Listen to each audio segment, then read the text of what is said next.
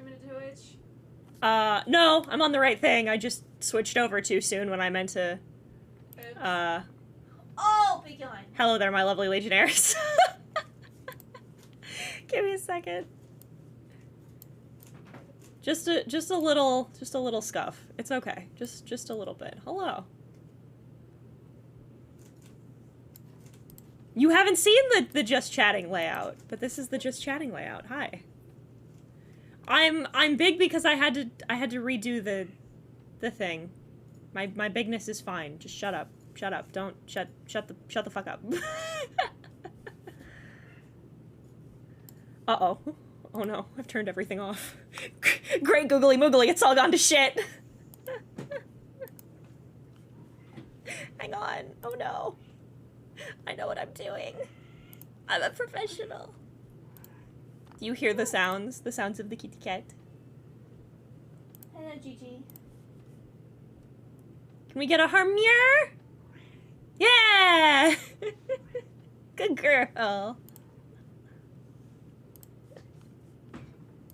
Can we get a harmier? Yeah! Thank you. Mire. Mire. Mire. Little Murs? Little Murs? Mire. Don't bap at my leg. It was the tiniest little bap. She reached out like. She did that to me the other day. She was like, I went to go pet her, and she like, just for like a split second, just. And I was like, what the? What? Huh? Okay, one second. I'm gonna get my. Hang on. Let me get my hands.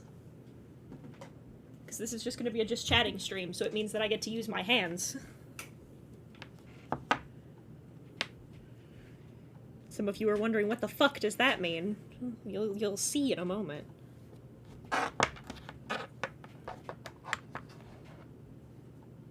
Yeah. My fingies. Hello.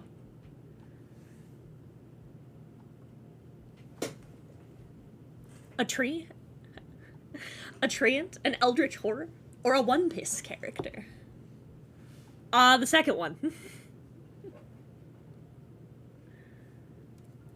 But hello! Hello, hello!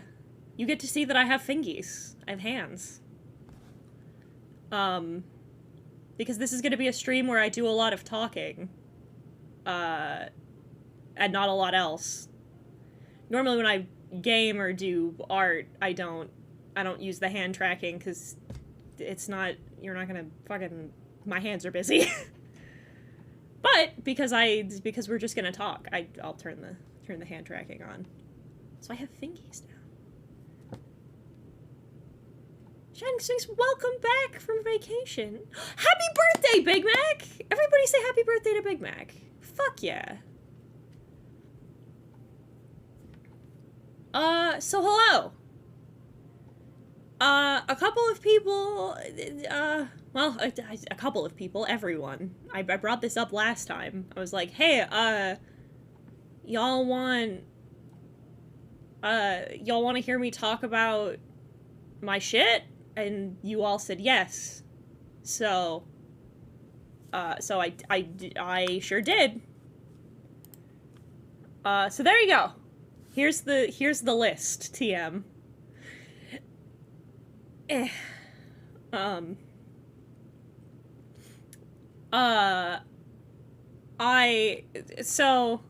Couple of things before we begin, I guess. Show us your lore, streamer. Sure is a list. Yeah. So, a couple of things. I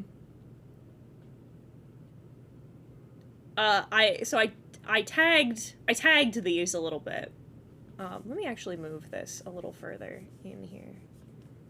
Hubba-da-bingus. Gonna just, because you don't need to see the whole spreadsheet. It's just fine if we hubba the spreadsheet, the list TM.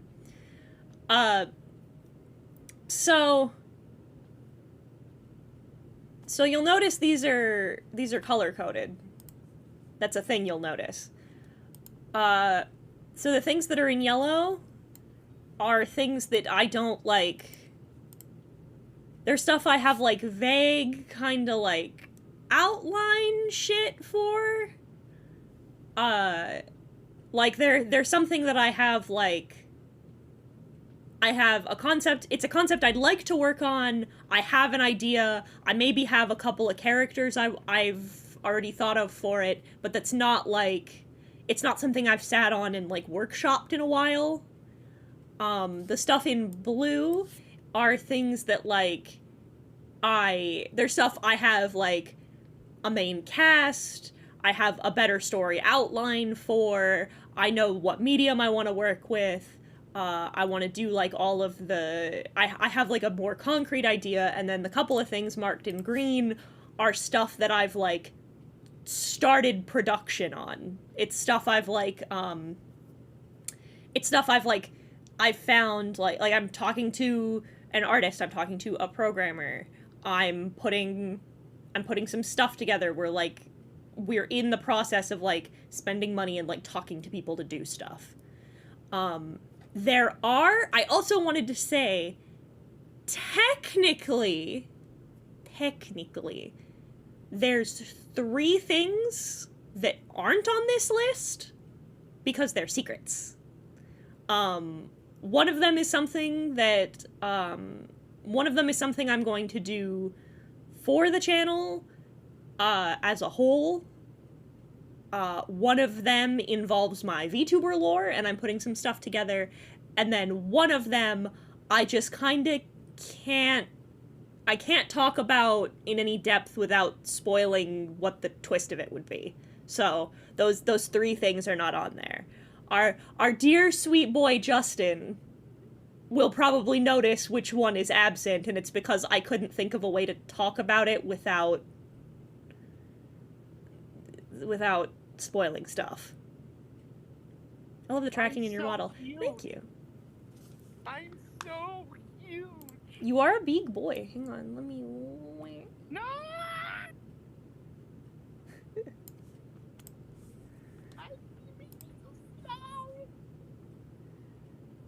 A wild TP has appeared. Why did you make me so soft? No, I am a tiny boy. Is TP quiet? Hang on, let me turn Discord up a little bit. There we go. I am now a tiny boy. A small lad. Oh no.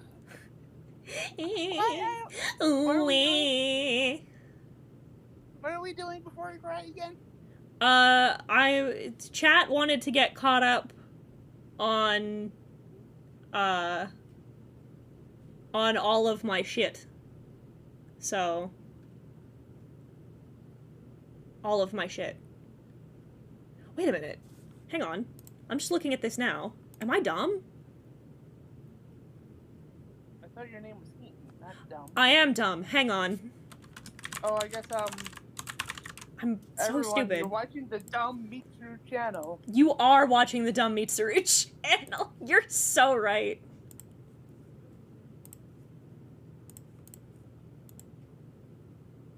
I should totally do that with, like, the You forgot Rachel. No. I did forget Rachel.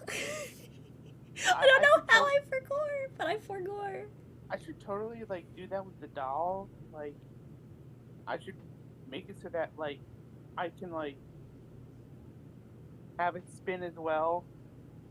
So that when I'm talking during your streams, I'm like, hey guys, it's me. And then I spin, but it's with your art and not Crafty's. Draw to Save My Life could give you an idea that's been stuck in my head. Also, I'm the one who operates the real Smash Bandicoot account, but don't tell anyone else. Gotcha. Your secret is safe with my chat. Rachel, my beloved. TP rotate. I'm gonna wait just like a minute or two to see if anybody else wants to join us. In New York City. Wait a minute. When did I... That's like a 10-hour drive. I don't want to drive. I just had a long drive. But, oh yeah, again, since I don't, I have to double check to see if I put it in my card. I should.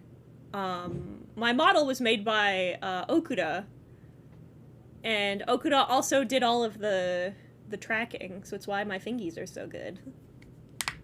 I actually, something I'm really stoked about that he told me is this model has full body tracking integrated into it, so if I get, like, the bits and bobs, I can, like, full body track, which I would love to, by the way.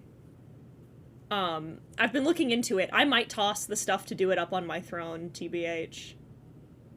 I would love to have full body tracking. I think that'd fuck. You haven't missed anything. We're waiting for people to, I'm giving it a good little bit for people to show up. Crack. Yeah, I crack my knuckles all the time.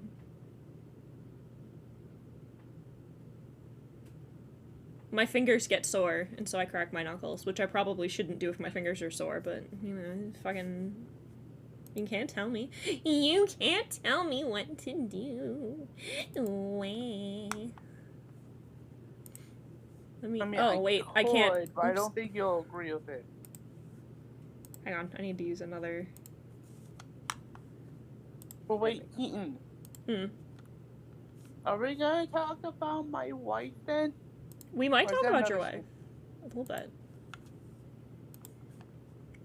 We may talk about her just a little bit.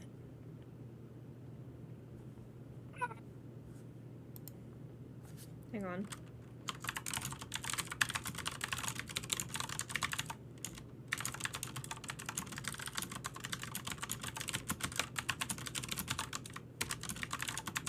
The face I just made, I'm not sharing it. Some more typing ASMR for you. Oh, it's okay. Once I get to my computer, there's gonna be more ASMR, and,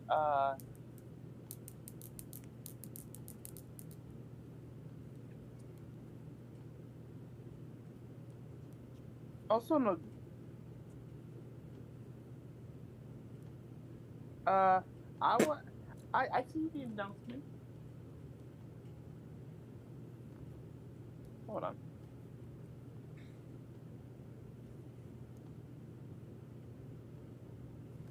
Hang on. I can, it's my group chat. I can tag it as many times as I want. Oh. My face has gone a little spooky on you, sorry. Keaton, I have a Star Wars question. Go for it.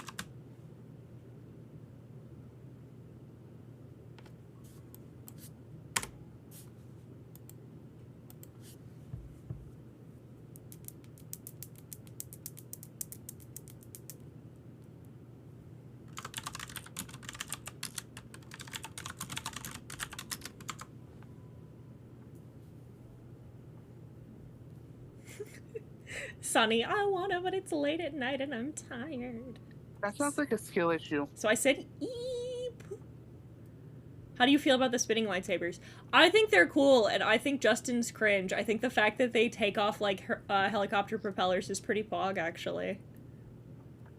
Oh, you know what? I'm gonna take a minute, while we wait a little bit. Yeah, a minute. I'm gonna provide you a spicy Star Wars take. We were talking about this just the other night.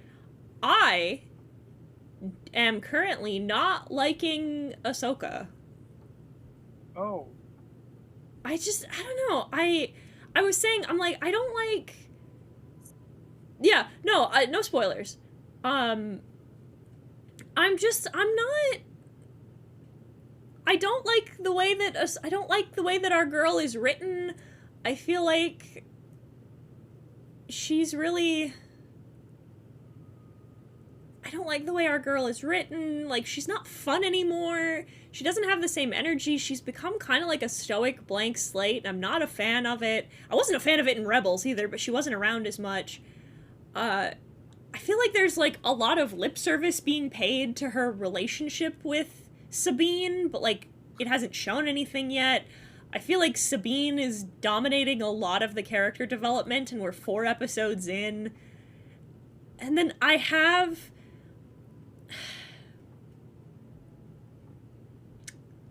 I have one particular complaint, but Cat. Zelda. But I have... Complaint, but cat. Cat! I have a... Okay, I have one complaint. It's not really I have one big complaint. It's not really a spoiler. But... okay. It's not really a spoiler. But... I think it's weird that for a show that's so about, like, Sabine's relationship to the Force, it feels really weird that they haven't mentioned Kanan even once. Like there's a conversation that gets had, no spoilers because it doesn't relate to the plot at all, but there's a conversation that gets had about Sabine's, like, lightsaber training, where she's going through all the basic forms, and she has that conversation with Hera. Ahsoka's having that conversation with Hera, and it feels weird that Hera doesn't talk about, like, doesn't mention that, oh yeah, you know, Kanan taught her those. Because he did when she got the Darksaber in Rebels. So, like, I don't know. It feels, in a similar but not as intense way, as it feels really weird to watch Mandalorian and have Bo-Katan, like, never mention her sister's name a single time. Like, it feels really weird for Bo to talk about, like, what happened to Mandalore and never mention Satine. It feels weird and out of place that, like, there's all these, like, there's all of this Rebels stuff, but nobody talks about Kanan. And I feel like that's really weird. Especially when he was, like, Sabine's, like, first connection to the Force, you know? I don't know. I feel like that's really odd. I want to point out every single time you push up your glasses in real life, I wish the glasses on your model were slowly going down as well. Oh, I do too. It'd be great. That would be so cool. But yeah, those sure are things that Things, yes. I don't know what you're talking about. I don't know much about Star Wars, man. It seems like they want to appeal to people who only watch the live-action stuff. Yeah, that's true. But, like, it feels weird to, like, rewrite a lot of Sabine's connection to Ahsoka. Because, like, I believe that, I 100% believe that, like, post-Rebels...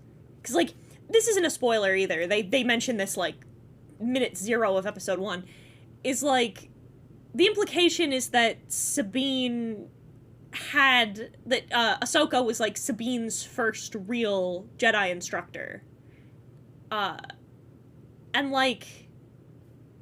I believe that, especially because, like, in the idea of, like, post-Rebels after the thing, TM, happens, I believe that Sabine would seek out more, like, proper, like, Jedi tutelage. And since Kanan was dead, I totally believe that she'd go talk to Ahsoka. So, like, I'm not saying I don't believe that that happened. It just feels weird that they're talking about it a lot and not showing us any of it. You know what I mean? Maybe I'm nuts. Maybe I'm insane. Who knows? All right, I've killed enough time. We can start now. So those of you who just got here, hello, Primrose, you didn't miss anything. I was like, I'm gonna talk for like, I'll talk for like 20 minutes so that way we can make sure that everyone's here. Okay. So the one thing you did miss do a little run through again. So these are currently, Aaron's here. Perfect timing. Oh, you see? I'm so tiny. I'm so tiny. Boop. So, okay. I am bigger. So these are all but, 3 of the overall, like, story ideas that I've been working on. Or that I have, like, rattling around in my fucking stupid brain.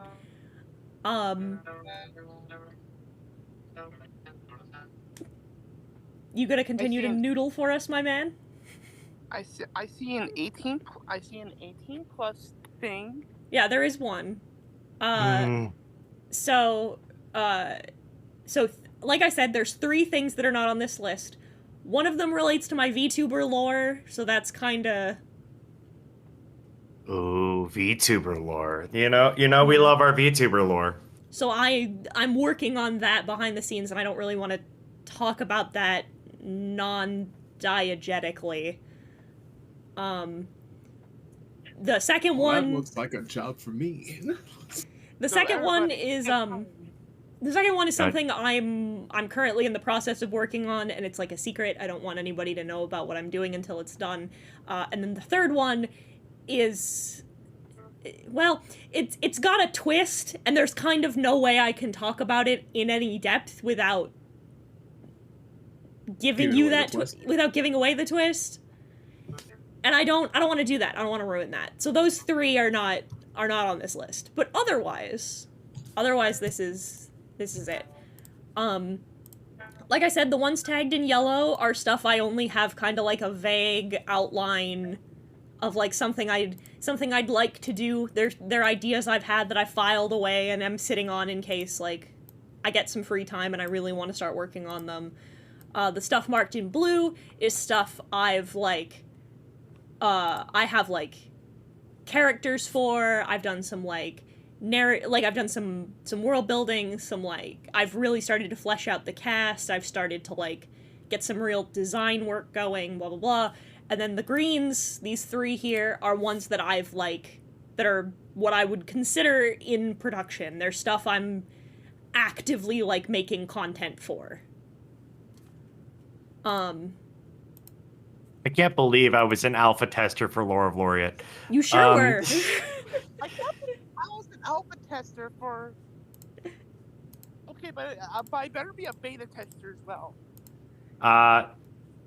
Tell us about the fish game. You will... Hey! Fish game. You'll notice, Daedalus, the fish game isn't on here, because fish game is the 3rd one. I can't talk about the fish game. There's a twist and a spoiler in the fish game, and I can't talk about it. The twist is that there are no fish. Twist is, I am there. The twist is it's the Skypiea arc from One Piece. I am secretly there the entire time. I was always there. I am that. I was gonna say, so the way I'm gonna choose to do this, because this might be a fucking, hang on, let me just scooch the. This is gonna be a long fucking stream, chat. I'm gonna be real with you for a minute. How long are we talking? I mean, how long is it? It's so long, I'm not allowed at the glory hole again.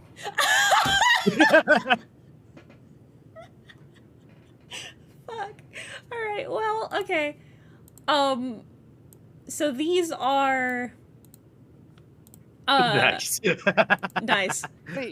Wait. So the way I'm gonna do this, I'm gonna talk about the yellow ones first, because they're gonna be the shortest ones, because they're, like, all I've got for you is, like, this is an idea that I've been sitting on. This is like, the concept that I've been working out. Here's some things I've, like, I've rattled around in my, These are the marbles rolling around on the inside of my skull. I'm seeing one that's just come into, like, a question of mine. Sure. I don't know if you want to just go in order or not, but it's like Dracula ARG is okay, like... no, we'll talk about this first.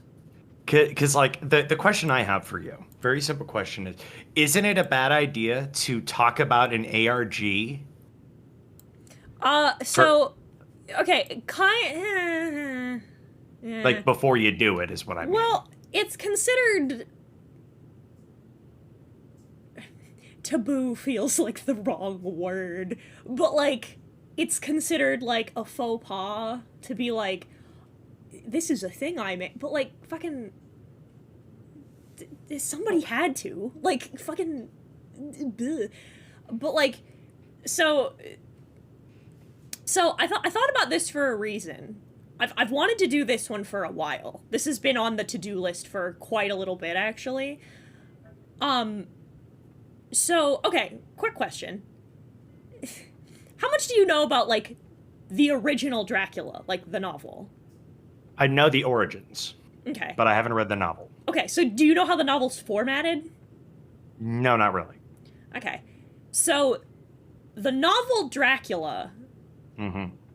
There's a cowboy. There sure is.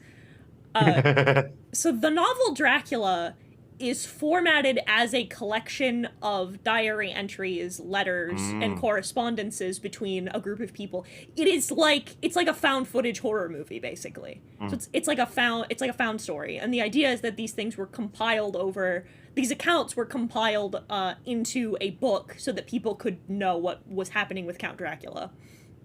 And I think I also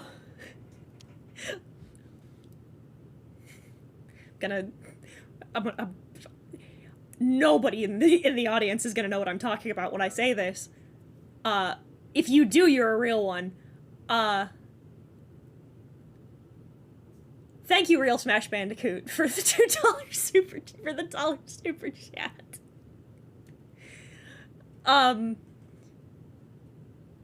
So, how many of you, if any, know about the Pride and Prejudice vlog series? There's a No. This sounds interesting. Okay. So, okay. So this was something a friend of mine was really into, and I thought it was so cool. It's such a cool idea. I don't know if it holds up. I haven't watched it since I was in, like, high school. But when I was in high school, there was a girl who was doing a series of vlogs that was a modern retelling of Pride and Prejudice. And I think I'm picking up what you're putting down. And it was great. It was really cool. It was like I think it was Lizzie. And the whole premise was that it was Lizzie vlogging about, like, just her life, just like as vloggers did in the era. But if you paid attention and you were watching it really carefully, it was just Pride and Prejudice. They were just telling the story of Pride and Prejudice. And it was really cool. I really liked that. And that idea has stuck with me in my head for, like, forever. A friend of mine and I talked about doing we were like, oh, we should do, like, a Les Mis one. Because we were big into Les Mis at the time. Because we were autistic. And we never did. How autistic are you? Well, I'm currently in my Les Mis phase. I was in my Les Mis phase. And we were like, oh, we'd have to read the book. And props to her, she did. I couldn't get through it. Fuck you, Hugo. But So boring. the book's so boring. You could kill somebody with an unabridged copy of Les Mis. That shit is a cube. You know, like, what? I'll raise you one. Have you ever heard of Ethan Frome? No. We're gonna have to have a conversation in our next book meeting. At the next book club. Mm-hmm. I hate Ethan Frome. It's so dry. The most interesting thing about it is the background, and it's just snow. Welcome to Heaton and Aaron talk about classic lit while none of our friends understand what the fuck we're talking about. I don't think Ethan Frome classifies as classic lit. Listen, I spin. That's all you need to know. Do you also have the chat opinion that Catcher in the Rye fucking sucks? I haven't read it. Ah man, it's on my to-do list. Catcher in the Rye bites. Like we don't have time for me to get into my opinions about Catcher in the Rye, but like I don't like it. Next book John Next Lennon. Next kill John Lennon. But like he's already dead. Oh yeah. Oh dang it. Okay, the abridged version of my opinion, long story short, the book is really well written. I really like that form of stream of consciousness writing. Holden Caulfield is a fucking piece of dog shit, and I hate him. He sucks. Listen, I have a lot of personal baggage that like relates to that. But suffice it to say, long story short, in like chapter, I think it's like 2 or 3, he openly admits, well, I know my mother is suffering more losing my brother than I am, but I don't care, and I know that I'm making it harder for her, but I don't give a shit. Fuck her. I'm suffering, and I hate him. He sucks. I see. But a lot of people are like, oh, he's like the modern teen rebel, and I'm like, oh, that's why he's an insufferable little bastard. All right, fine. But we don't have time to talk about my opinions on Catcher in the Rye. The point is, but like, I thought that like a modern retelling of Dracula through the lens of like an ARG, because of the way that Dracula was originally formatted, I feel like the best way that you can adapt the novel truthfully and like completely, like to get the same vibe as reading the novel, would be to do something like that. And I think that'd be really cool. I think that'd be really interesting. I'm also a big fan of like modernizing and like updating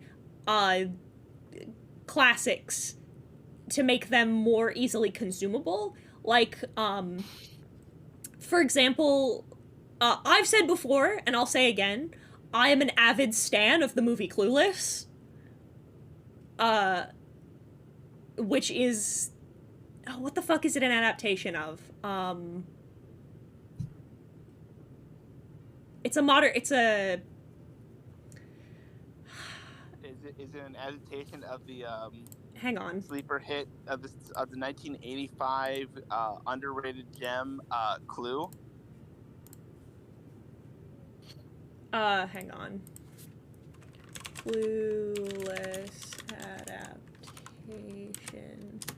It's of Emma is the name of the book.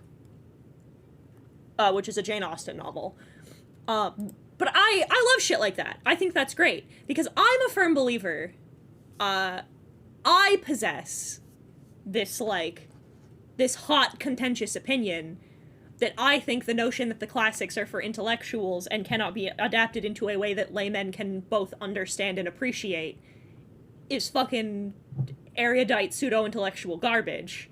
And I think that you should be able to make classics consumable and, like, easier to understand. I think that changing the format in a way that modernizes them and makes them easier to, like, interact with for laymen who don't want to read a fucking cube of, like, Old English Victorian writing, I think is totally fucking fine and natural. Like... They're just gatekeeping at that point. Exactly. And I think that, like, a great way to bring that story into, like, the modern internet age and, like, revitalize it would be via, like, would be doing it that way. Because everything was so, like, piecemeal. It was letters, it was correspondences, it was letters and diary entries, etc., etc. The idea of, like, so the basic framework was I would read through the novel, we'd see who says what, who talks to whom, right? Who the correspondences are between. And the idea would be that it'd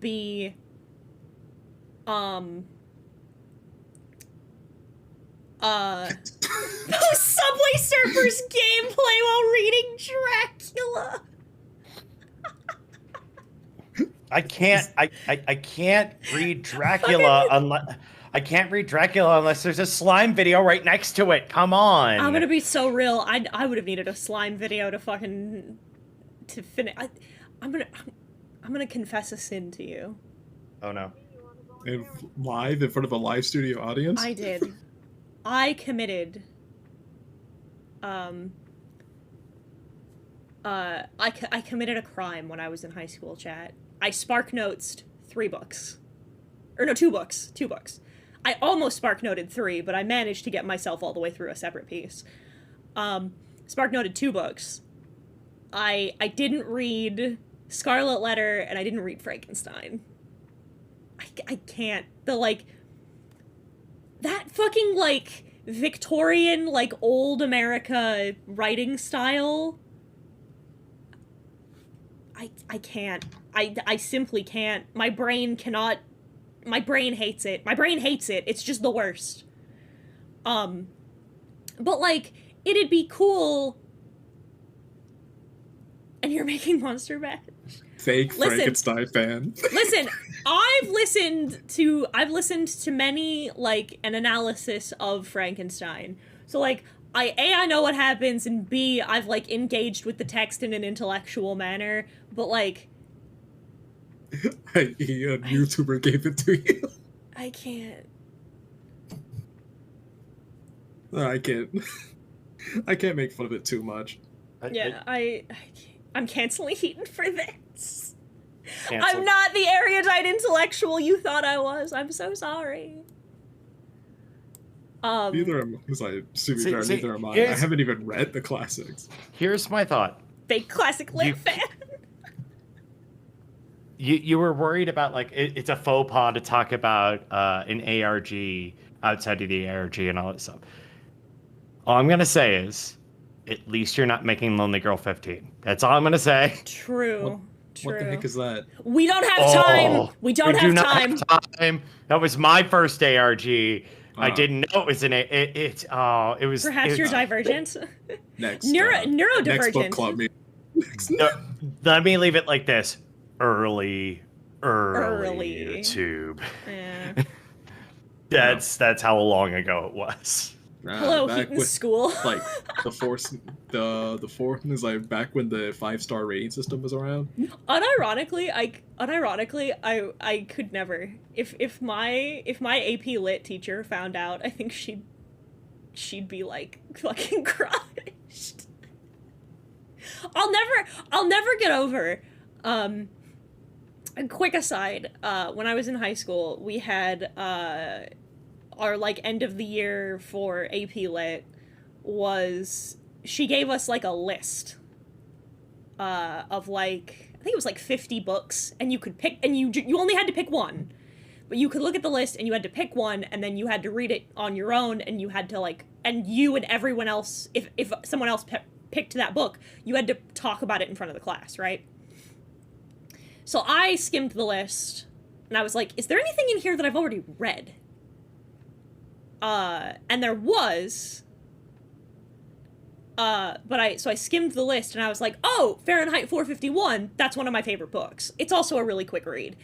So I was like, oh, I love this book. Good, quick read. I'll pick this one, because I already knew I liked it. I've already read it before, so it would be an even quicker read.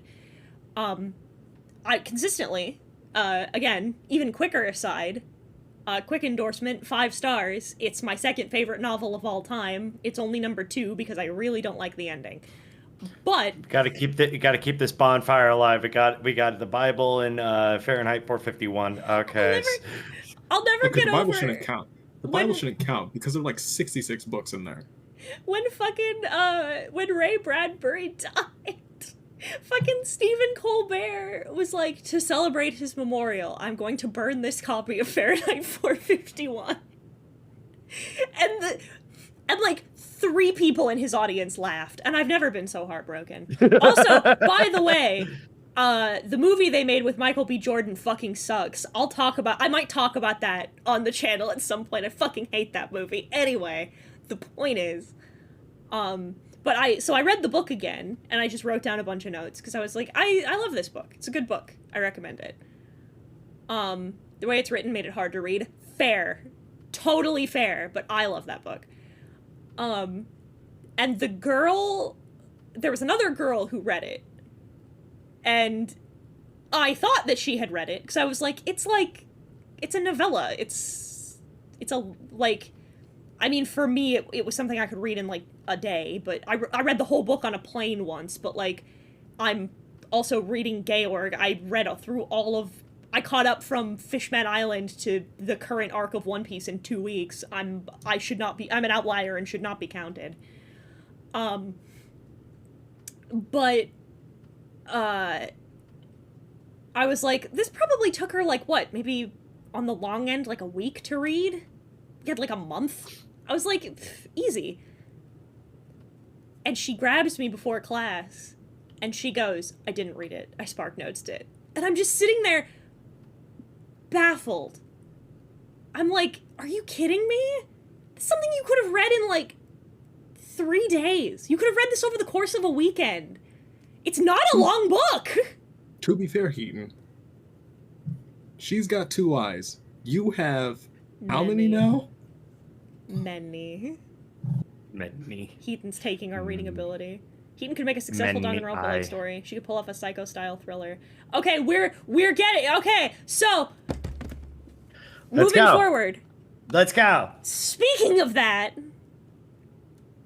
I want to grab this one. We're gonna pull...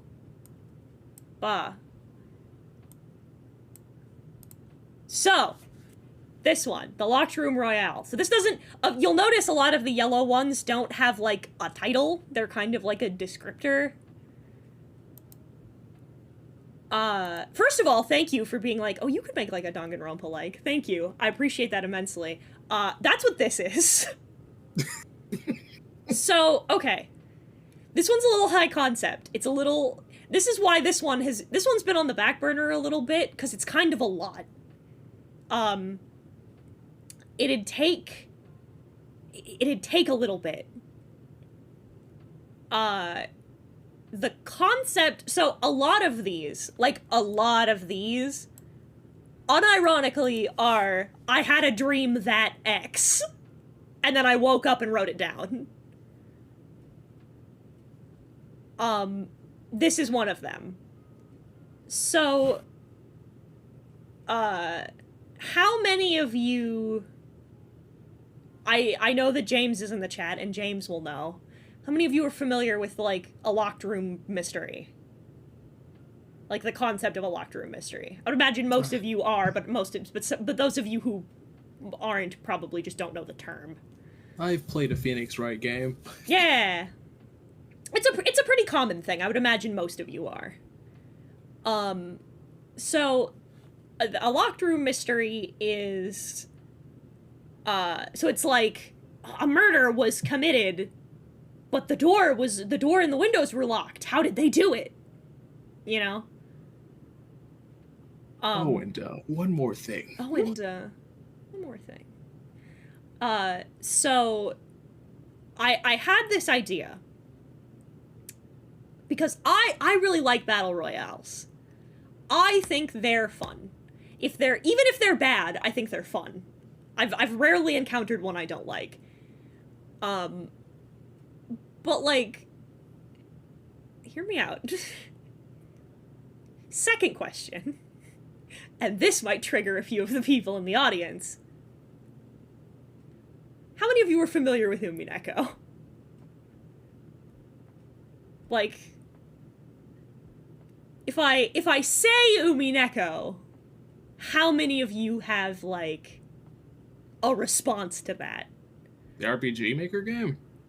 It's not an RPG Maker game. It's a visual novel. Oh. Never heard of it. Question mark. What? let me look. Oh okay, my where God. are you going with this? Is that What like the the Higurashi fuck? sequel? I know it. I connect to Load Wars. That- Okay. So. Oh no. Yumi Neko, I can't find anything, but I found Neko Yumi, which is just cat. Umi Neko no Nakokoro ni. It's Wandering says correct. The Higurashi sequel. So. Yeah, that's where I heard the name and why I had a heart attack. No, So. you should have just opened with that.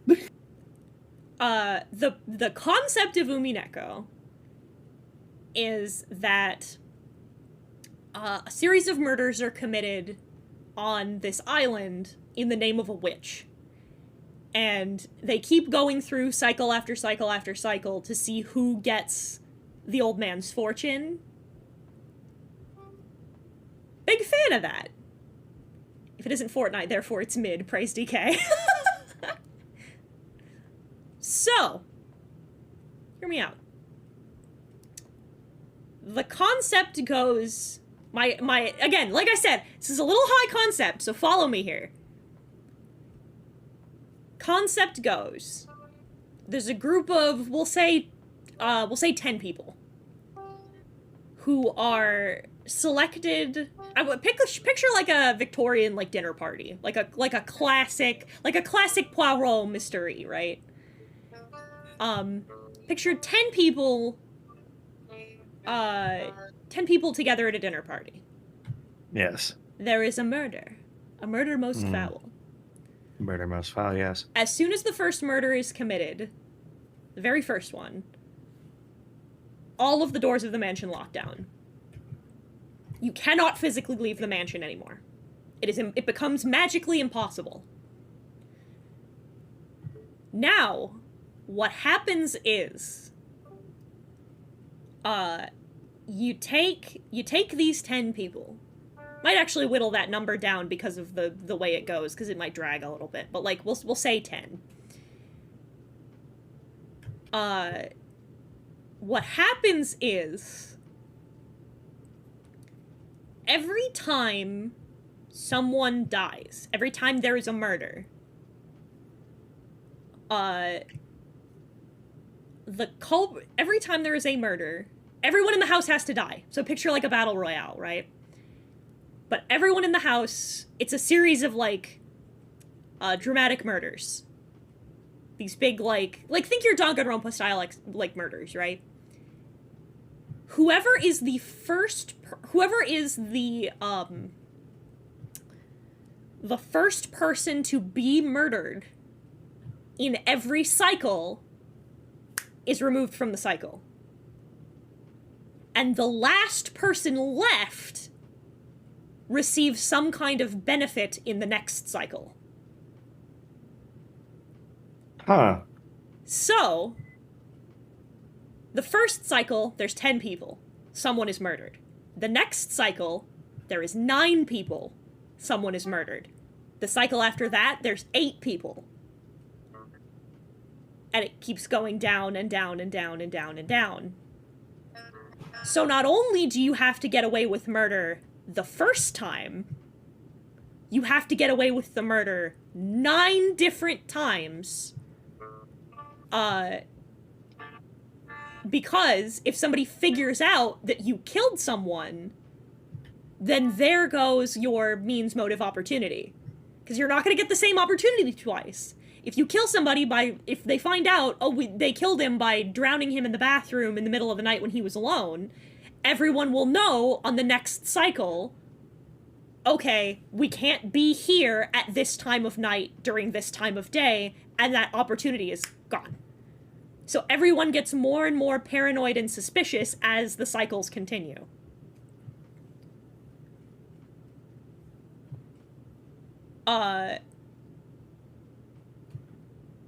The idea is that your main character, your Makoto Naegi, makes contact, or all of the people in question, specifically make contact with Death himself. There's no Monokuma, there's no, like, they make contact with Death himself, who tells them, all of you are dealers of death. You are now being selected to see who's going to take my place.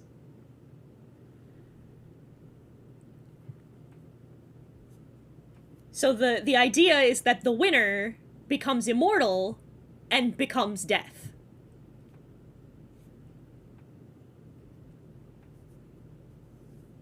Which I thought was fucking sick. I thought that was neat. Is Death hot in this? Well, of course. Is Death Jamaican? What a weird question. Maybe? Question mark? Is that a reference to something? If it is, I don't get it. Grim Adventures of Billy and Mandy. Ah! I'm a fool. Skull Daddy? Question mark? Billy and Mandy. Okay. I'm dumb. I'm just stupid. I don't. Keaton, please. Please let one character try to attempt to put a hit out on Death and fail spectacularly. Oh, it'd be great. It'd be super great. So the whole, so the whole idea is that all 10 of these people are, like, one of them is, like, a notorious serial killer. One of them is a soldier from the Great War. One of them, all of them are people who are surrounded by death in one way or another. Who are either killers or are surrounded constantly by the notion of death. And I think that fucks. Question, what setting are you leading towards if the project goes through? Like I said, I'm thinking like Old England, like bordering on Victorian manor, kinda. I think that's neat. I think that's the setting I like. Cause I wanna lean into the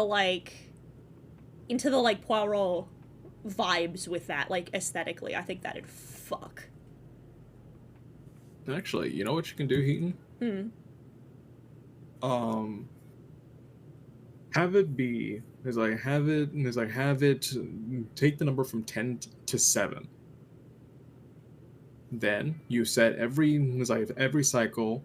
The first cycle's a week, and and each time and so when the next cycle happens, there's 6 people.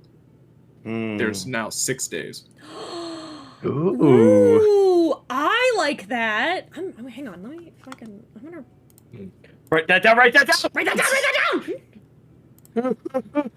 I have my notes app, Doc, in case any of you give me good ideas. I'm going to just steal them. Who is your inspiration? Solar, my dearest, my darling, my love, you're going to have to explain to me what you mean by that question. like the inspiration for my VTuber design, or like for me to become a VTuber, or like fucking in general. Or this specific prompt. Or this specific prompt. You're gonna have I think they're thinking this specific prompt. Okay. I want the... Okay. Characters. I gotta get going. I gotta make dinner, so Okay. I'll talk to y'all later. Y'all have a great one. See. All right, chat. Don't forget to bully Heaton with money. Bye. Okay. I'm writing that. I'm writing that the fuck down. That's a good idea. Aaron Your always channel full of of good VTuber. ideas. My channel VTuber. Okay, so like aesthetically, because I take it that you're in regards to like vibes, I don't really have a particular inspiration. This is just kind of me. It was just a case of like, what do I like?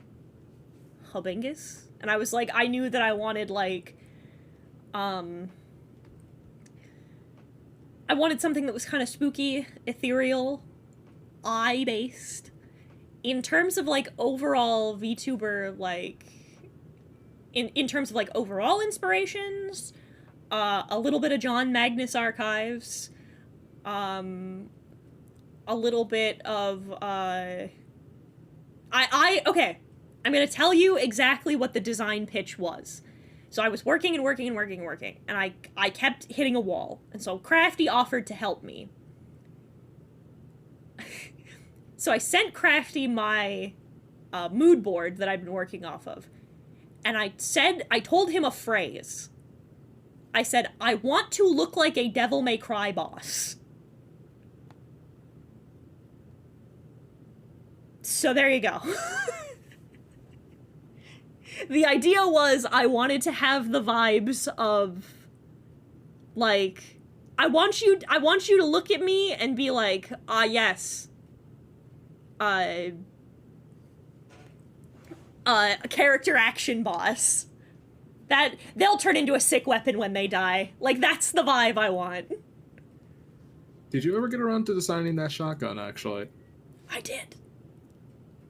I want to do a thing with it, but I have to get some other model things first. That's Zenny's alright. here. Hello, Zenny. It's okay, I'll just take it as payment. I'll just take it. Salutations, Zenny. Okay. Hey, Unrelated, so, like, what is Cult of Mother? Okay, so we'll talk about Cult of Mother next.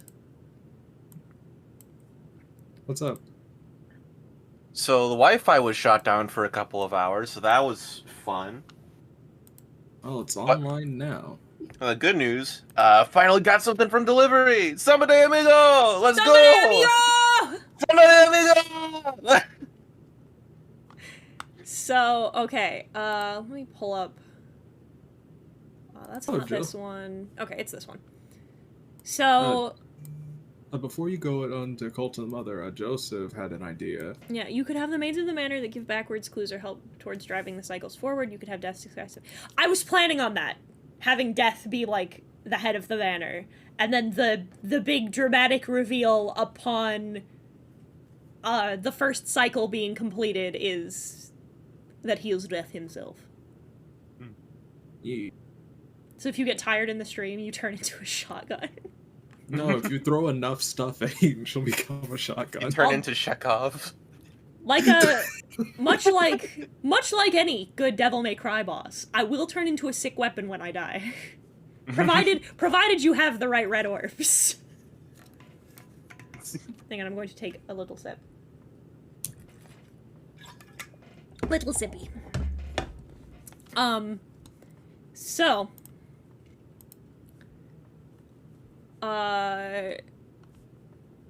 this was another one I had from, it came to me in a dream, you see. It came from the rift. So I'll just read to you what I wrote down after I woke up, sweating, hearing the voices of the elder gods, as is my predilection. Quote, "A cult is formed around a story of a young mother who was banished from a major city and died alone in the woods. The popular story is that she was plotting to kill the nobility, but she was simply an isekai protagonist. Our story centers around a dark priest who escapes the cult and two adventurers who save him. One is also a young mother, the other is her husband. The setting is Lovecraftian, very fear and hunger. Medieval setting has parts of our modern world brought to it by the former hero. Dark priest is trying to uncover the truth of the cult." So basically, the idea was, like I said, very Lovecraftian, fear and hunger. Think like, think like old, like decaying, like Euro terror. And the basic idea was that this young woman who was more or less an isekai protagonist, came to this fantasy world, this, like, low magic fantasy world, had the idea of raising a rebellion against the monarchy, formed her own cult based on her black magic, because she was a witch, and then was executed. Her cult then continues into the modern day, but not having, like, the proper guidance to it, it becomes much more sinister. So you now have this dark priest who is trying to, like, discover where their matriarch came from and kind of trying to, like, reverse engineer the isekai, like, magic or whatever, right? Ah, okay. Because, like, I think it's really interesting that, like, as you can see in here, right, quite a few of these are, like, isekai based, because I like the notion of isekai, but I don't think that it does... A lot of the stuff in the genre don't do what I want them to do with it. Yeah, Or do things- surprisingly few have it set to, like, they want out of the isekai. Yeah. There's some that do, but it's like There are some more that do, like- but it's not generally something people go for, No. And as then far as I there's- remember. And then there's like the fact that there is no steampunk isekai. I'm still bitter about that. Which feels insane. That feels nuts. He said those words to me, and I've been, like, gaslighting myself ever since. But, like, so I'll talk about all my isekai ideas, like, in a row here. But this is one of them. Is, like, I think this idea of, like, somebody coming into like a low fantasy, like low magic world, and then giving, like, all of this modern tech and all these, like, modern ideas, and then dying and completely disappearing from it, leaving those people that they've affected to, like, take what they were given and not be guided the correct way to use them. I think that's tremendously interesting. Because, like, especially if you're, like, an overpowered, like a Kirito-style hero, the idea of the vacuum that creates is fucking fascinating to me. No, it's just the idea for the intersection of culture shock that, like, both the visiting isekai protagonist and the world they're impacting is also an interesting thing that's not really explored much. It's why Culture it's, shock, North- putting electricity in steampunk. it's why I sat down and I was like, not everything is about the steampunk isekai. We'll get there. I think that's really particularly interesting. I Good think, morning, like, everybody. hello, Oh. Ether. Hey there. Good evening. Just wanted to say hi. But, like, Wait a minute. I feel why? like, but yeah, I feel like that is the plot of I'm trapped in a fantasy world with my smartphone. Yeah, but, like, what if they killed him episode 1? And, like, all of the people had to figure out what a phone was. I think like it's- the idea. I like the idea of, like, how we, like, you know the funny meme of you show this to a Victorian child to make them die instantly. Exactly. Exactly. I do like the idea that the modern customs that we're dealing with are just like existential horrors to them and exploring what that's like. Exactly. I think that's fascinating. Like, social media addiction is very weird when you think about it, and treating the internet as an eldritch horror is an idea that I really want to explore. There's this, the idea of, like the Dark Priest talking about, like, I want you to imagine for a minute that, like, within the setting of this world, before you find out, because my idea would be, like, if this were an anime, you wouldn't find out she was an isekai protagonist until, like, the end of episode 3. And the idea of the Dark Cultist, like, talking to this young mother and her child, and telling her, our priestess told us of this dark mirror that she would carry around with her that contained the voices of millions that she could only hear and interact with through the mirror, who only saw a warped perspective of her as she only saw a warped perspective of them. Thousands of voices that she could never hope to contain or control, and had to take the information that was provided to her and reinterpret it in order to teach us things. And when we looked into the mirror, it spoke a runic language that none of us could understand. It's a phone. Like, it's a phone reading Japanese Twitter. But if I Imagine speaking only in emojis. But that's what I mean. Is, like, worse than death. if you explained it in the context of that throughout, like, if you explain it in that context, because that would be how they would perceive it. It's just it's a dark mirror that she's holding that is full of these characters that's written in these runes we can't read, that she tells us are the voices of thousands of people. That'd be terrifying. It'd be a fucking existential nightmare. But, like, Yeah. Especially knowing that, like, she couldn't interact with it anymore. I think that's, like... I think that'd be, like, dreadful. Be truly awful. Or, like, the idea of, like, forming, like, rudimentary guns, like, being brought to these people. And, like, this is their first experience with, like, firearms or explosives. And, like, the idea that this cult is, like, manufacturing rifles and explosives, but, like... Oh, hold on. But don't Like, know, like, how those things work.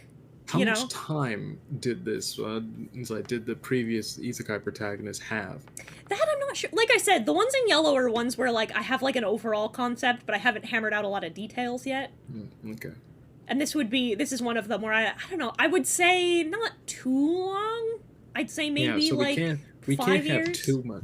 We can't have too much, like, you know.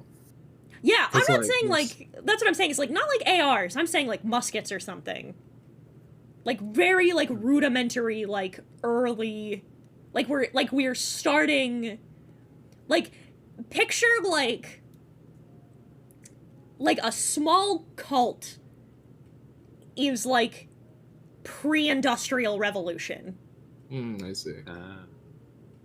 So, and then their god dies, and people immediately crush them, and of course the monarchy, now that this all-powerful mage, this fucking all-powerful oracle is gone, they just crush them immediately, kill them, and then, like, now their cult has become more insular and prosecuted, and, like,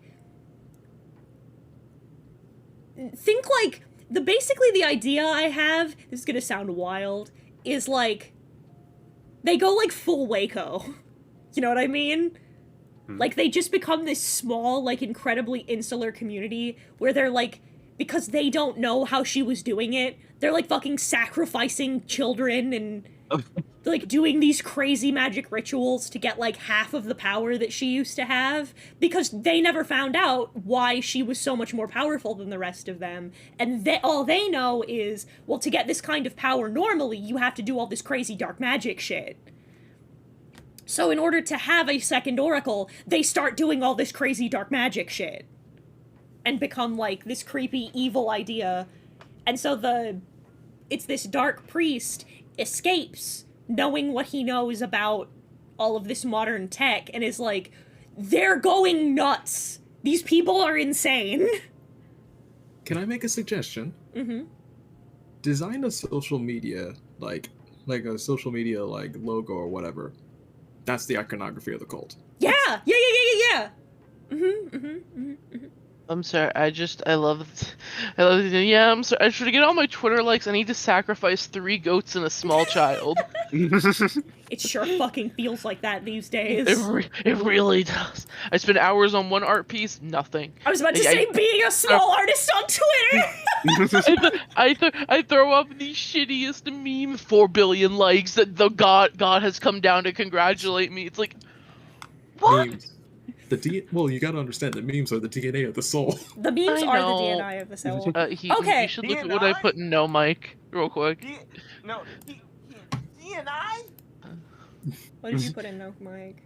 Over here watching One Piece, I got a straw head of my head right now watching my favorite show. I'm pirate as fuck, man. I'm a fan for real, man.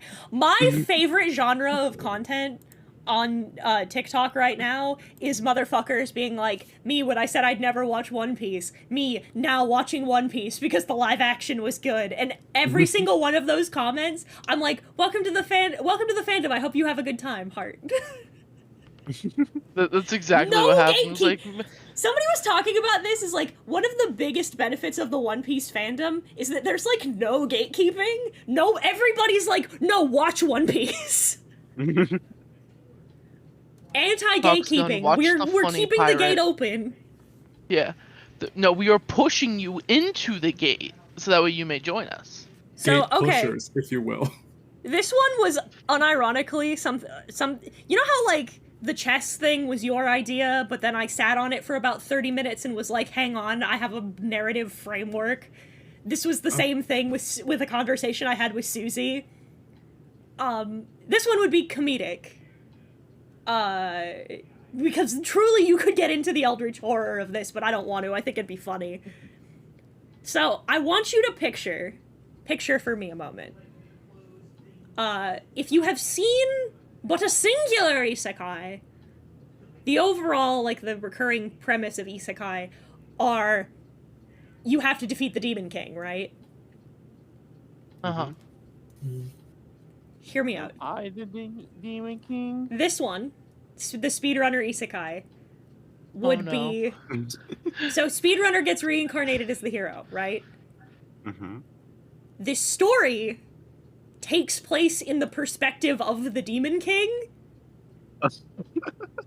who keeps having these, like, basically it's like a bunch of... This would be like a short comic strip, basically, where, like, the Demon King is like, aha! I've had my masterful, like, maze built. He'll never get out of... Sir! He phased through the walls! Like Sir, some he kind of backwards phantom. long jump. He backwards long jumped. He did this weird movements, and the next thing I knew, he's over here. And the next thing I knew, he was over here! Like, the whole premise is, like, this goofy, like, again, like, picture, like, a comedy manga. Like, just this over-the-top bit of the Demon King having to, like... It's that fucking Wallace and Gromit gif of Gromit just laying down the railroad track. And the speed... Every week, the speedrunner comes up with a new, faster way to get to the Demon King. And he's like, stop it! Wait, he's not even there to kill the Demon King, he just raids his fridge? Basically, he gets there, he gets there, like, the first one, like, the first episode would be the, like, I am, like, his monologue, and then the hero comes in and is like, I've got you! And he's like, alright, you've come to fight me with...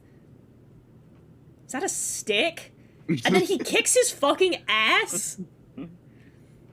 And then it just, like, and then there's the narrator says, this is the 35th time that the Demon King has been beaten. It has now taken the hero a minimum of only 2 days upon reincarnation. Sir, he has strapped magical explosives to the trunk of a tree and is rapidly approaching the castle. Exactly. So it's just the goofy, like, it's just this goofy idea of he kills the Demon King, but because he is, you know, just this speedrunner freak, every time he kills the Demon King and gets his wish, instead of going back, he's like, no, reincarnate me again, I can do it faster. Oh man, that sounds... I would watch or read that. That would be so funny. So does everybody have, like, is it No. Does everybody retain the memories, or is it just the Demon King? Just the speedrunner and the Demon King. That's great. I love that. Oh, I could totally see this splitting into, like, a serialized narrative, a linear narrative, like, we need him to stop. I hate having the timeline reset so many fucking times. Please, shut him up. Stop him! Well, I think that it'd be funny if, like, as the narrative winds to a close, he beats him, and he's like, you know, I'm not gonna kill you this time. He's like, why? What? He goes, because you're not getting any stronger this way. What? Oh. I think I've got it down. I think this is the world record. I don't think it's gonna get any lower. And then he just gets up and he leaves, and he goes, I'll be back, and he goes, I'm gonna go talk to the god that reincarnated me to see if he can do it in the next 10 years. He's like, what? And so like, the serialization starts with, he's given me 10 years in order to become stronger. And it's just the Demon King training to beat the hero. Because the Demon King's retained all of this information as well, and I think that'd be fun. I do Oh, that want. would I be do so want. funny. Plot I do twist: want the speedrunner last falls one. in love with the Demon King. I think that'd be fun. You know what I would love to see? Hmm. The final attempt. It's not even the Demon King like actually doing like an evil plot. The final attempt is just putting as much distance as he can between the hero. Just completely a last-ditch effort just to get away from him. He's like, I'm And going that's- to and start that's by what- building my next castle in the core of the earth. Something silly like Uh, that. How did you get here so fast? So there's this thing called cluster truck. I think that'd be funny. I Oh, think it would be funny you- for the does. speedrunner to retain all knowledge of speedrunning skips for different games. Does the speedrunner talk like with like just does like oh yeah it's like I have frame advantage on this jump. Yes. Have you tried no clipping? I love the idea of, because you know how like isekai protagonists, they always have like something special that like they can see and like other people can't see. His is the dumb little speed run timer that's like up in the corner of his vision. Oh man, that's a gold split. That's a gold split. my God-giving gift is Oh, is the anthem of the gods, and it just cuts, and it's the fucking dream speedrunning manhunt music. Please tell him like a bit you have to include. Each time he beats the Demon King, he says out loud how long it took him to beat him. Yes. Yes. My God-given ultimate technique, the split. We need to animefy the dream speedrun music, so people that aren't aware of the music will think, oh man, that's a nice beat, but people that are will sit there with their like nails gripped into their legs like, you did this. Oh, I could so totally do that. Oh, please! Oh, and have like an epic orchestrated remix on the final run. Yeah! Yeah! Like, it sounds weird, but it's like, oh man, it's the epic orchestra version of the thing, but everybody else will be like, you did that. Cackles in evil. And maybe the Demon King, but this hero's too goddamn Can we fast. talk about and Monster isekai. Rest Nest looking at you with big wet autism eyes? We're gonna go in order. We're gonna do the short ones first. I'll talk about Isekai next.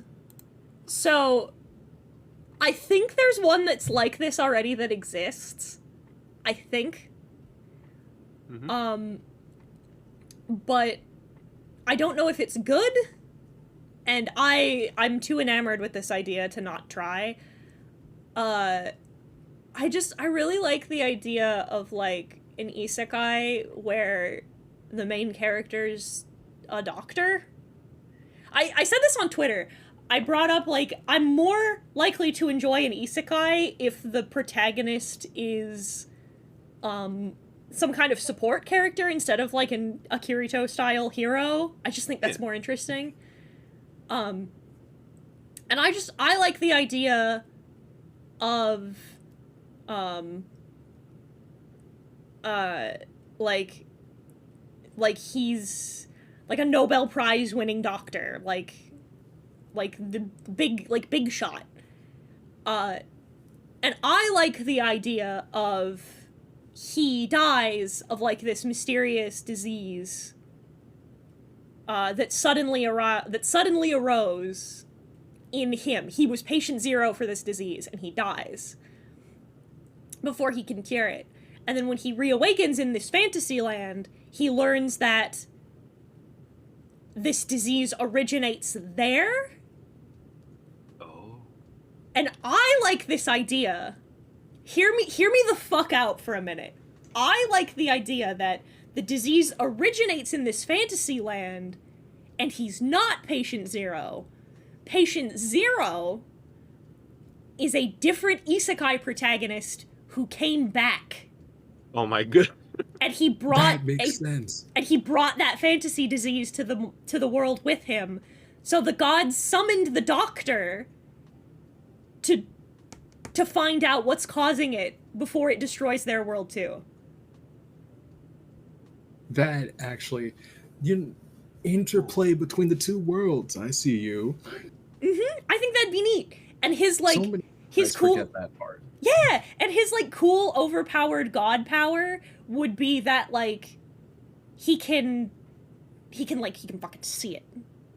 When he looks at you, he can see the disease. He sees your chart, basically, right? He has a vital scanner. Yeah. Like picture like the way that like if for my One Piece fans, the way that Law's scan works, it's the same thing. Like he does a scan, like he has a spell that only he can cast, and it's called like scan, and it tells you like all of the important things, like your blood level, your like this. And then he can be like, okay, those things are anomalies. We'll take your blood, and then he casts the spell on your blood, and it gives you like a toxicology report. I think that'd be cool. So, what genre are we working with? Is this going to be like a comedy, mystery, horror? What are we working with This here? one would be like a mystery. Like picture like your Doctor House. I see. I think that'd be neat. because the way you describe that, we have a ton of different options we can go here. I think it'd be cool to have. I think it'd be cool to have like a Doctor House style like. I think that'd be neat. Could also have a plot point of diseases from the normal world getting into the isekai world and ravaging the land because nobody's immune to it. That'd be good too. Yeah. I want you to know, Heaton. It sounds fantastic. I'm excited. The only thing is that now I'm just imagining Dr. House interacting with anime people, and it's making me lose it. Because I love House. The first few seasons of House are some of my favorite, like live action, like what's it, like cable media, I guess, like cable TV show media. But goddamn, Dr. House is the biggest asshole this side of the Mississippi, and I love him so much. He is my scrungly little just bastard man. Okay, what about the other side of the Mississippi? I mean, the other side's got New York, so that's, that's a whole thing, but... Okay. Oh, it's that side? Oh, we have a ton of options. Yeah, but the fact of the matter is have you... Dr. Chase, check that man for butthole worms! The second ever case of butthole worms! How did you know? You described a similar story to Alternate World Pharmacy, but with extra steps. It sounds interesting. See, this brings me joy that I'm sitting here like, this is the idea that I had rattling around like marbles in my brain, and all of you are like, that sounds badass, please, cool. Bruh, listen. I'm glad it's not me. I'm glad that there's more people that are in my target audience that aren't me. Hang on, let me just, is that Lio Convoy of Lio Convoy fame? No. I had to look at the dolls to be like, is it Lio? No, because I'm gonna be honest, he'd never be too afraid of Lio to make the joke. So, moving on to Femsekai. Fellas. Are we automatically in your target range because we're here to watch you? True, but like, listen, what sounds appealing to me, I've said before that if I could make any piece of Pokemon media, I would make a David Attenborough style nature documentary about Pokemon, and like 10 people have been like, I'd watch that. I'd watch that.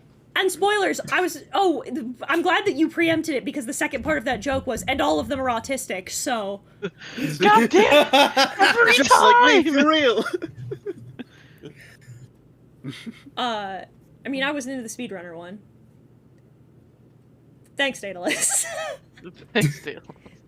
No, I'm glad that like my target audience isn't me. Well. Excuse you, Heaton. I am your Echo Fighter, so it is kind of you. This is true. So okay. It is you with different You and frame I data. have enough differences. As different people. I would like to make a declarative statement. Somebody in my chat might know, those of you who are more versed. And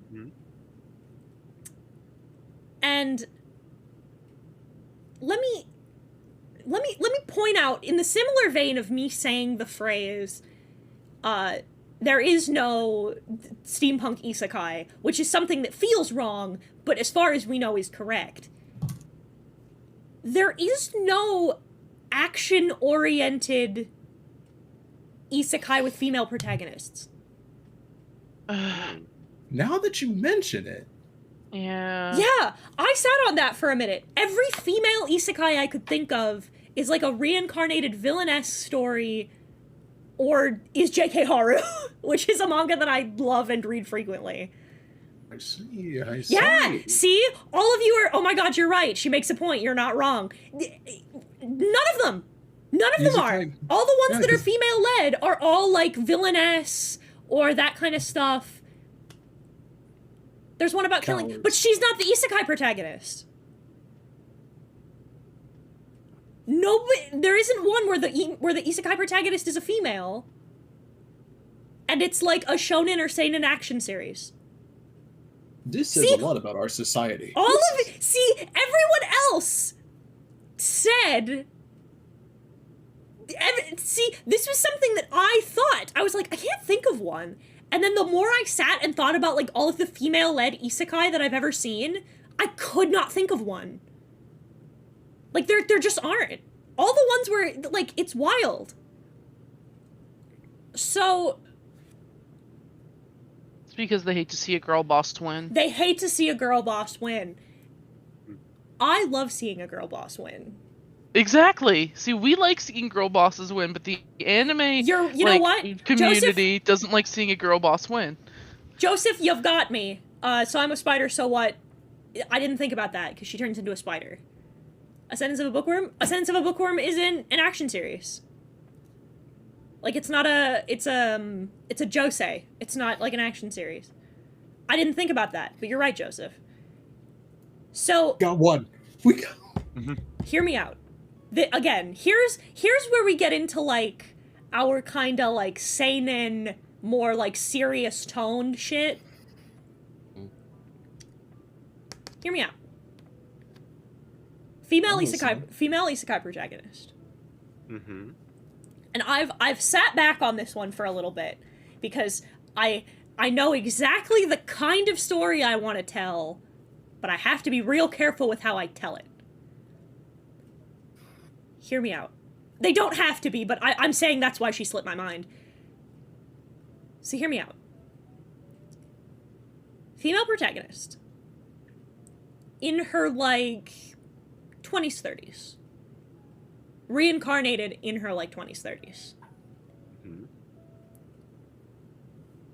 You know how, in, like, every, like, seinen shonen isekai, there's that... I know where this is going. I know where this is going! There's that, like, weird slavery subplot. Yes! Oh, no. I was going to ask about this one. No, hang on, let me cook. You know, there's, like, a weird slavery subplot in all of them. Mm-hmm. Yep. Hear me out. And it's not... And it's... and it's never acknowledged. The slave trade is not properly, like, called out by the isekai protagonist as a severe case of values dissonance. Spoilers, it's one of the reasons I really like Mushoku Tensei, actually, is because they actually pay attention to it. But, like, it's neither here nor there. We're gonna...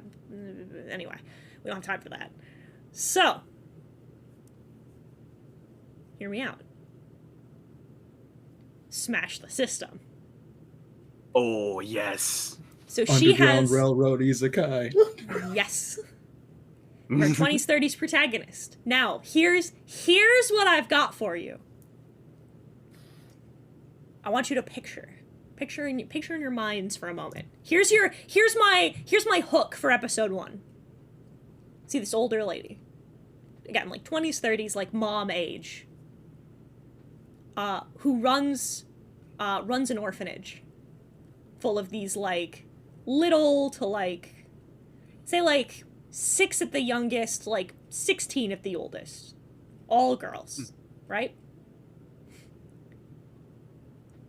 They're doing regular stuff. First, like, 5-10 minutes is, like, how they interact with the village, blah, blah, blah. And then fucking slave traders, or bandits, or what have you, show up. You said the same thing twice. And attack her. And fucking every kid in that house over the age of 10 either busts out magic or some kind of weapon and beats the fucking shit out of them. And then we roll title sequence. What she is doing is taking these children, these young girls, capturing them out of slavery, bringing them back to her home, and then raising them as their mom, using her. And now here's the thing. Here's my thing. Her fucking, like, cheat power, right? Is that she can absorb the abilities of all of the people in her party. So she parties up with all her kids. Because, two things. Because the kids are always growing as she nurtures and raises and takes care of them, and their skills go up, so do hers, because she's absorbing their stuff. So when one of the kids develops better magic, she develops better magic. When one of the kids develops better sword skills, her sword skills get better, and they stack for every kid in the house. So she is raising and teaching these kids. So for every kid whose intelligence goes up because she's homeschooling them, her intelligence goes up. I think that would be the fucking best. And she has, like, an army of cute, like, 15 to, like, 17-year-old anime girls who are, like, all her daughters who just fucking beat ass. Just fucking beat ass. Yeah. And she gets to have a hot love interest, because I think that fucks. Let her be happy. Wait. Does the love interest eventually join the party? Yes. Okay. Yeah. You think that fucks, but little do you know, so does she. I think it'd be cool as well. This one I'm kind of, like, back and forthing on. I think it'd be super interesting if, like, the head of the slave ring is another isekai protagonist. I mean... But is, like, but he's, like, your fucking, like, Ari Ferretta, like, SAO, like, the black swordsman, like, the edgy bad boy. Yeah. And and he's her fucking arch nemesis. Fuck this man. This is the Shield Hero post game. Please tell him this, like, please have some, like, interesting foil idea. She has a family, he's got a slave hero. Yeah, exactly! Exactly! I'm seeing what you're putting down. Parents with their army of children, they protect and nourish, let's go. Is the love interest an adventurer or noble or something? I like the idea that he's a noble, because I like the idea that he, like, as they fall in love, he builds her, like, an Xavier's school for the gifted kind of deal. I think that fucks! Oh, and, like, what would it be? Like, the third act for, capturing the main protag, like, where are my words?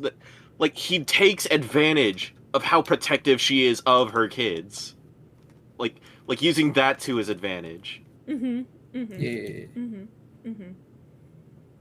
I was going to go more. It was like when you first suggested this idea, I was gonna be like more directly in, like, for the rating and the, like, for the actual dismantling of the system itself. But I do like the emotional core of your story. Anyway, when you get to writing that, hit me up. Again, this is, like, all of these are stuff, like, I would love to write long-term if I could find, like, these ones in particular. Like, I'd love to make, like, comics, but I'd need to find an artist. So, Protect sounds like Rogue from the X-Men trying to replace Charles Xavier. Kinda, yeah. Love interest could have an arc about learning to be a good dad by the main character. Growing up as a noble, his parents weren't the greatest. Yes! Oh. Yeah. We all found family. We love men learning to be good dads. Yeah. Listen, I've said before, if I can get like pitch Bibles together and find an artist who'd want to work, maybe I'll make Kickstarters. Who knows? Who knows? So I'm gonna keep going with the quick. These are, by the way, these are the quick ones. So good. So modern fantasy retelling of the Odyssey. That's it. That's the whole. That's hands it to you. Holds my hands out. Take it. That's it. That's the whole thing. Just a modern retelling. Just a modern fantasy retelling of the Odyssey. I think would be fun. Wait, this ain't Percy Jackson. Sir, be careful. Our yacht's about to crash on this island. Take a thing and put it in a different genre tends to be a good way to go about a lot of things. Yeah, hands it to you. I take. Thank you. That's it. That's the whole thought. I don't have anything. But it's the Odyssey, but it's a romantic comedy. I mean, that may have been done. Might have. I don't know. This is another Romeo one. and Juliet, but it's an isekai.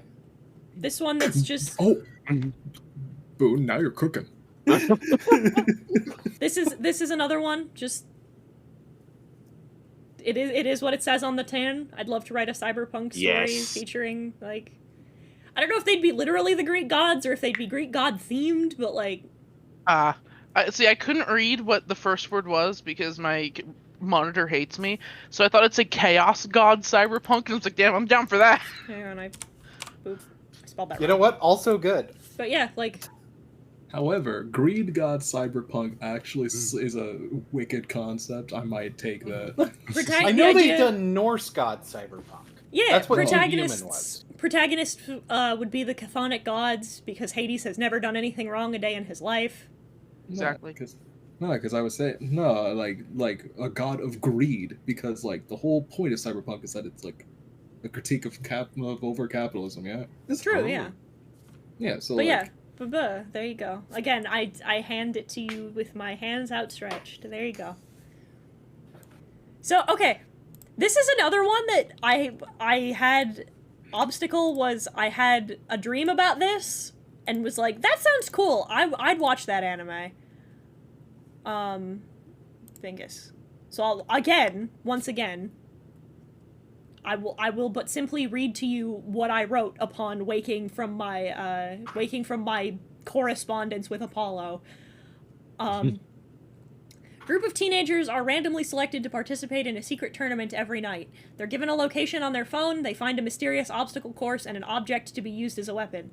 The weapon gives them an enhancement of some sort of animal. They have to clear as many levels as they can before the sun will rise to win a reward. Every level has a boss encounter that they have to fight. Twist. The kids are fighting each other as boss encounters, but they don't know, as their bosses take a monster form of the animal that their enhancement is for. If you beat the boss, the kid that they represent dies. Oh, nice. So like, at the end of the fucking bit, you like you would see like a horrible, like terrible werewolf, but they would see like a not deer, for example, right? I don't know. I thought that'd be cool. Again, I said I liked battle royales. That'd be a little fucked up. I like that. Yeah.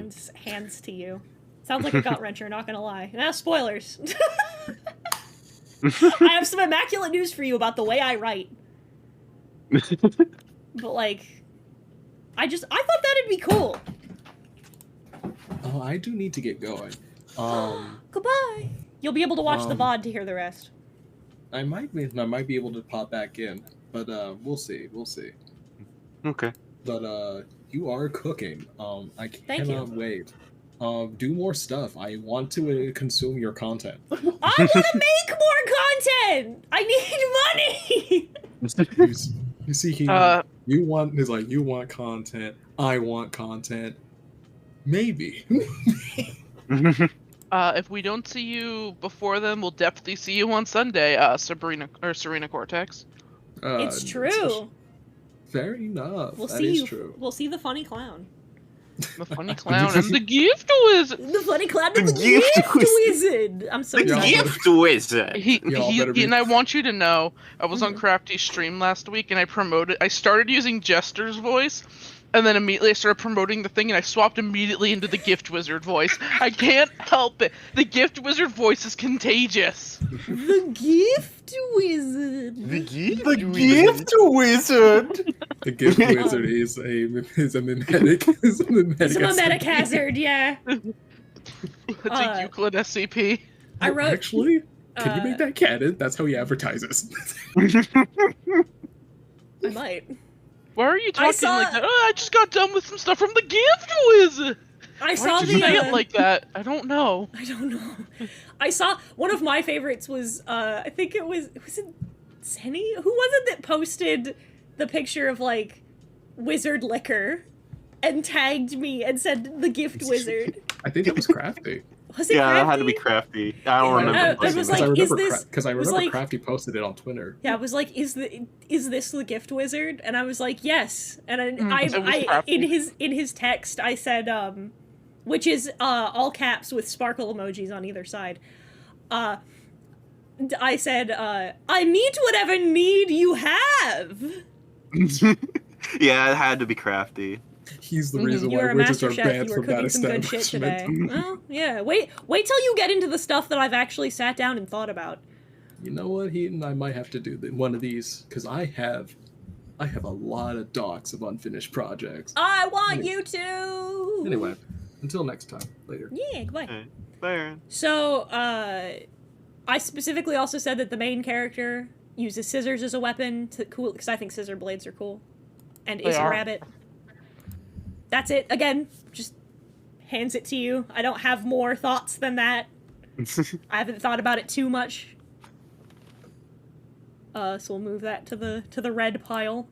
Interesting thought about their best friend being a wolf, and then one day they have to fight the wolf, and their best friend never comes back, and that's how they make the connection send tweet. Yes, something like that. So. This, Yeah. No, it's Summer Wars. Wait, it's Summer Wars. Kinda, yeah. Yeah. So, this one is another dream I had. Retired femme fatale and local boy fail work with mysterious wizard to hunt monsters. Old school detective stylings. Femme fatale and boy fail are partners. Hell yeah. So I want you to picture in your mind's eye, like, a lot of, spoilers, quite a few of these are anthologies, because I like anthologies and not enough people make them. But, I like the idea of, like, a series of, like, picture, like, Sin City trappings, kinda? Like, but the femme fatale is like this redhead with like long flowing hair and is like, she's so pretty and so cool and she's deadly and dangerous, but her fucking assistant is a literal clown. It's me. What It's is- me, I'm the what is assistant. boy fail? I've never heard of that. It's me, I'm the boy fail. Hi, local boy fail here. The best way to describe a boy fail is like, think of like, truly, is Buggy the Clown. Like, it's a male character who is like constantly failing and fucking shit up, but in a way that's like entertaining and endearing. Is Waluigi Jessica and a Roger boy Rabbit. fail? Yes. Jessica and Roger Rabbit is it. Also Waluigi's a boy fail. Okay. But I like the idea of like solving like mysteries related to like sort of like a himbo. Yeah, except not necessarily big. Picture like kind of like you know, like in the early 2000s there was that big boom in like demon hunting anime, like your Yu Yu Hakusho's and the like, you know, like that. Something kind of like that. Again, very, like, the yellow ones are all very, like, bare bones and sort of, like, half sort of like half-formed. Have you considered think it'd having be some of your incredible- stories take place in this one unified setting? Or are you more of a one-and-done kind of author? Some of them will take place in the same setting. But most of them are their own independent things. Mainly because, like, you have to... When it's all kind of in a united universe like that, you kind of have to go into it from the beginning. Because, like, if you want to do wacky shit that's, like, outside the confines of the thing that you're doing, it kind of doesn't... Oh, man. It limits what you can do, so I lean more towards just kind of doing their own individual things. I know Holmes was that Watson guy, but but Holmes is a cool woman, and I will totally not be lesbian for her. Can the femme fatale use just a big ass sword? Because I think that'd be incredibly sexy of her. A Seconded. big ass sword, yeah. Just a big ass. There's not enough like hot women with big swords. Okay. I agree. Everybody get like. And look, I'm not saying anything wrong about rapiers. I use a rapier. Rapiers are fantastic. Slim swords are nice, but I just want this like slim toned woman who's just got this big ass sword and it's incredibly hot and she can step on me. Just fucking give women weapons. That too. Like, I just want more badass women. Like, is that so hard? Give me weapons. Yeah, give TP weapons. What does this fucking word mean? I need to stop. I need to re-proofread my shit when I reread them. Because I'm looking at what I wrote for Bond's Hotel, and I don't know what one of these words is supposed to be. But, like, I want less damsel in distress, more this woman could kick my ass, I want more, oh my god, what's her name? From Fairy Tale? Ezra? Oh, Urza, yeah. Urza Scarlet. I want more of her. I want more of her. Agreed. So Bond's Hotel, again, quoting my sleepy notes directly, a massive log cabin-styled hotel built into a tree where all sorts of fantasy creatures come to take their rests. The hotel is on an island in an... I don't know what the fuck this word is supposed to be, that can only be accessed when its guest needs it most. A young woman in her 20s owns the hotel, passed down her family for thousands of years. Her staff and guests range from monsters to ghosts. She's chipper and cute, guiding a former pirate through his stay. Dragon and her kobolds run the kitchens. There are as many rooms as there are guests. The room has whatever the guest needs in that given moment. I love that. This is going to be so mean, but like Hasbro Hotel if it were good. Think more. Look. I want to have like this one in particular is more like wholesome. Like think like Ghibli vibes. Yeah. No, this like it's reminding me. I guess it's more kind of Foster's Home in a weird way. Mm-hmm. But my first thought for some reason was just Hasbro Hotel if it were good. I think that'd be great. I like the idea of like fairy tale creatures like hanging out, and our perspective character is just this old this retired pirate. And basically, listen, I'm gonna be so fucking for real with you for a minute. I write a lot of like sad or angsty stories. I just hot fantasy dilf meets his cute stay-at-home wife, and she like helps him heal via like fun magic shit. Excellent. Every so often I can write things that are just wholesome and cute. Please take. I refuse to be pigeonholed. Take.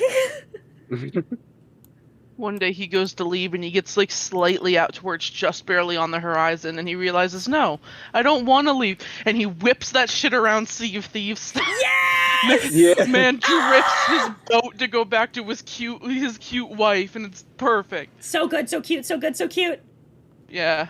Only 10% of heat in writing is wholesome. Well, there's wholesome stuff in between the other shit. Pain.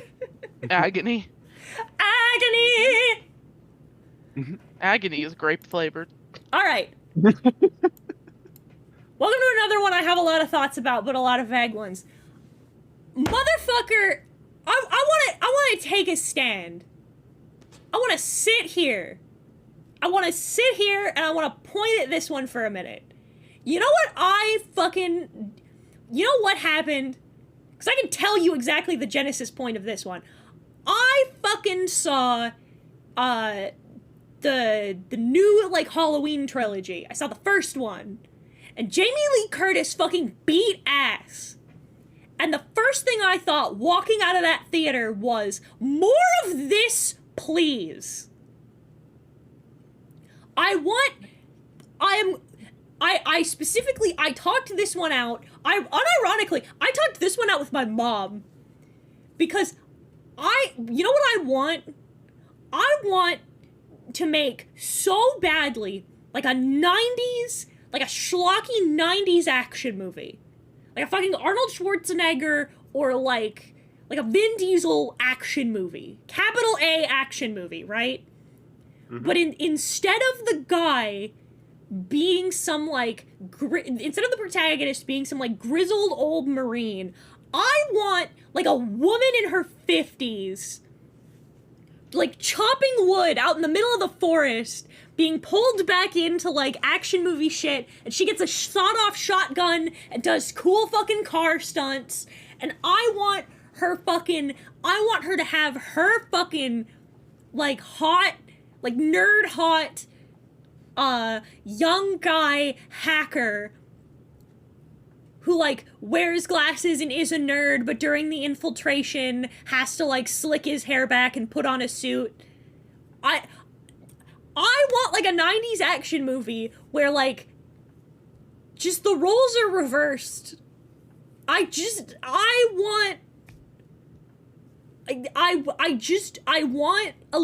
want an older lady instead of an older guy. I think that'd fuck. I think that'd be so cool. It's like that new fucking... Everything can be explained by that shot in the new Terminator trailer where fucking the older lady who used to play Sarah Connor, like, gets off the motorcycle and cocks the sawed off. That! Just a movie that's all I want. Yeah. I ask for so little. I think that'd be dope.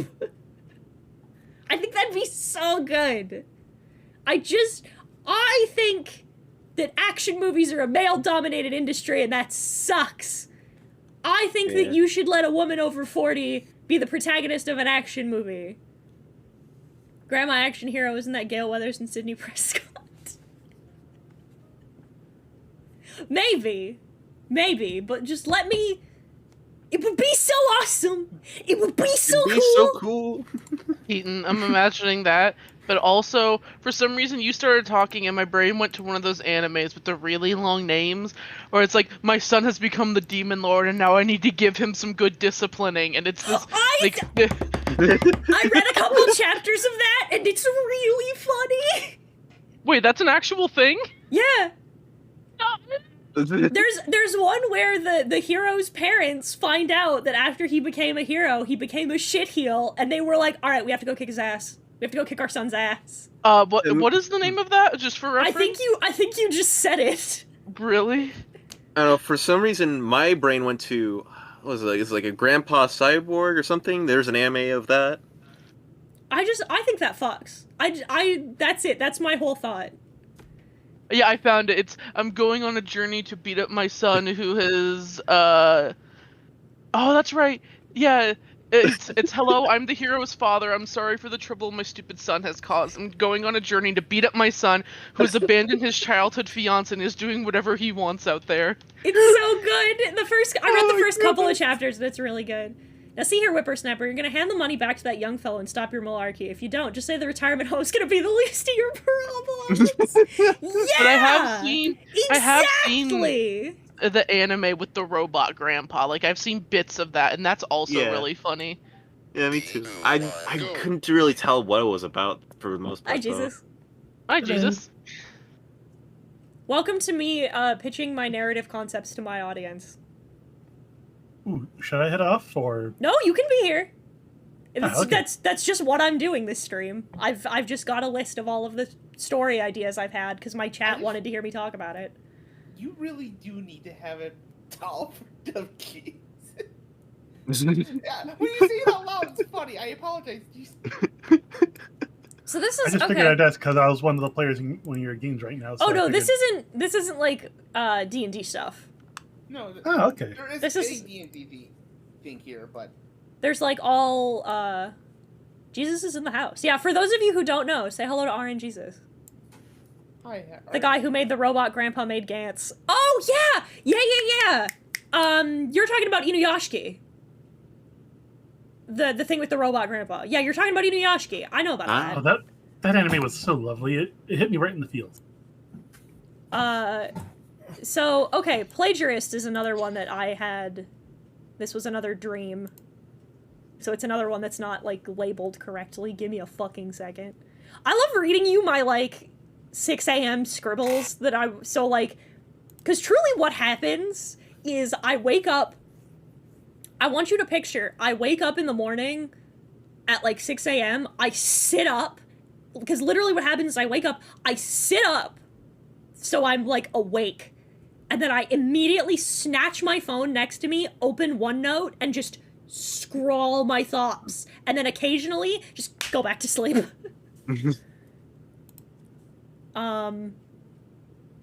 Is it this one? Yeah, here. So this is the one for Plagiarist.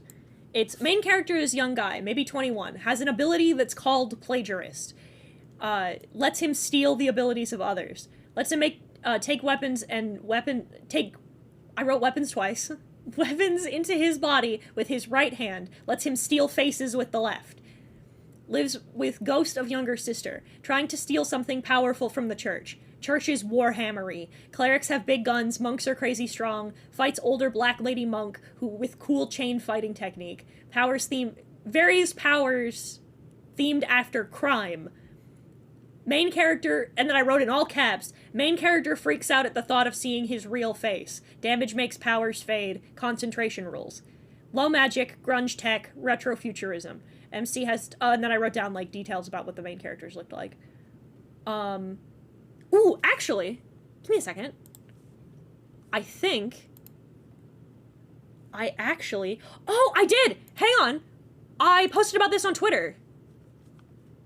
Let me,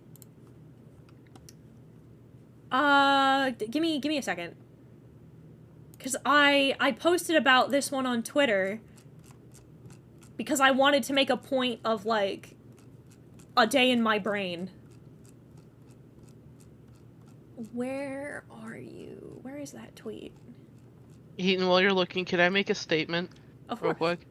I was looking at, like, the ones my eyes landed back on Femme Fatale and Boyfield, and the first words in my brain was, isn't that just Baffy and Crafty? True. No, you're right. Where the fuck? Because I know I did. Yeah, the swords. No, I've been here the whole time. That's obvious. Hi, There it is. There's second, third, fourth, fifth, seventh, charm. Yes. How long ago was this? Oh, here it is. Found it. Found it. So, I did... I guess. So, I wrote out... Yeah, I woke up at 6:18 in the morning, and then I scrolled all this out. And then I... And then I doodled what I saw in my dream. This is typically what I do. Like, I'll write it down, and then if I have a picture in my, like... I like Grandma Monk. But yeah, I liked this idea of, like, framing a narrative around, like, the idea of fighting back against the idea of divinity, I guess? Like, this idea of, like, people who use piety and, like, their religion as, like, a weapon to oppress people, and the idea of, like, using the things that you are branded with as a negative, as something to fight back against that. I think that's interesting. again, like a vague idea that my brain gave me in the middle of the night that I then proceeded to take.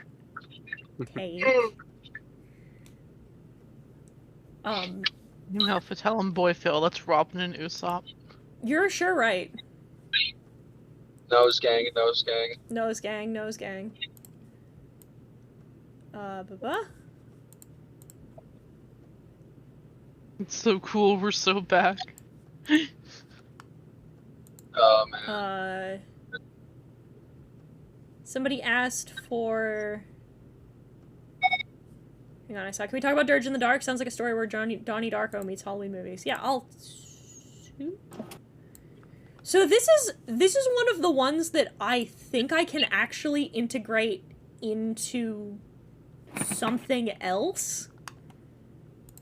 But I don't know if I want to yet, or if I want to make this its own thing. This was another dream.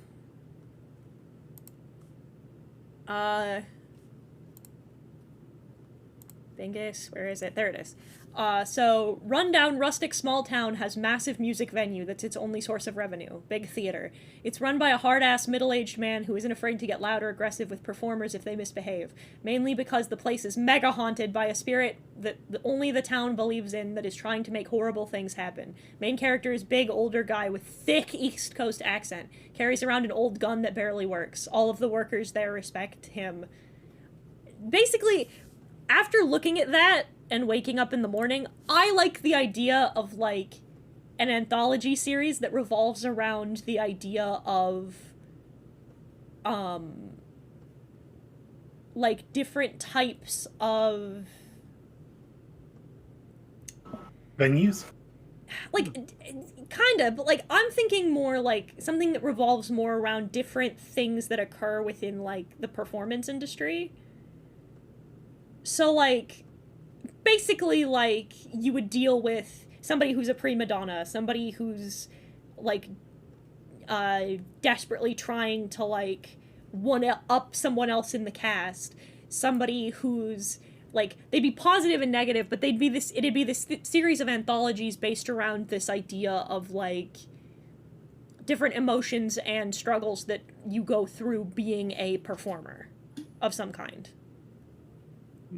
So, like, the newborn star, the prima donna, the washed-up actor, that sort of thing? Yeah. And basically, you'd have the protagonist who is... trying to encourage them to do the right thing, and then you have the ghost or the demon or whatever that's haunting the place that's trying to get them to do the wrong thing. And it's kind of meant to be more of a metaphor in the broad sense of, like... how, without the right guiding forces, the entertainment industry can kind of chew you up and spit you out.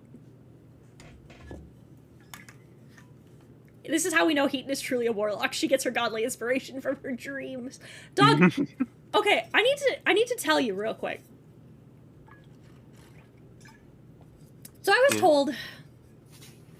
told by my therapist at the time that when I switched to meds, she's like, so you have to quit taking the meds you're taking. But she's like, we're going to wean you off of them, but you have to be completely unmedicated for a week before we can start your new meds, because they'll interact weird, you'll get sick. I'm like, okay. And she told me, she said, we're going to wean you off because the stuff you're on now can have withdrawal symptoms. You should be fine, but we're doing this to be sure. I said, okay. And she told me, she said, the withdrawal symptoms can get really weird. So when I see you next week, which was the first day where I was completely off of my meds, she said, I want you to tell me how you feel or if anything weird has happened to you. And I said, okay. The night before, I had one of the most fucking ominous, terrifying nightmares I think I've ever had in my life. And it's seared into my memory. I wish that I was a good enough artist to draw it for you. Because I can storyboard that dream in my head. It stuck with me. And I woke up, I had sweat through my clothes. I was so scared. Ooh. And I sat up, And I sat up and I looked around, I got on my phone, I relaxed a little bit, and I told her about the dream I had. And she goes, that's wild. And she goes, yeah, quitting the meds can give you some really weird dreams. And I said, I'm gonna be so real with you for a minute. The first thought I had when I woke up was, this is how every Lovecraft story starts. It's like, because that's what I saw. I had this nightmare about this, like, this terrifying... God, I wish I could... Oh, God, hang on. Let me see if I can, like... I want to see if I can, like, give you, like, a visual for a second. Hang on.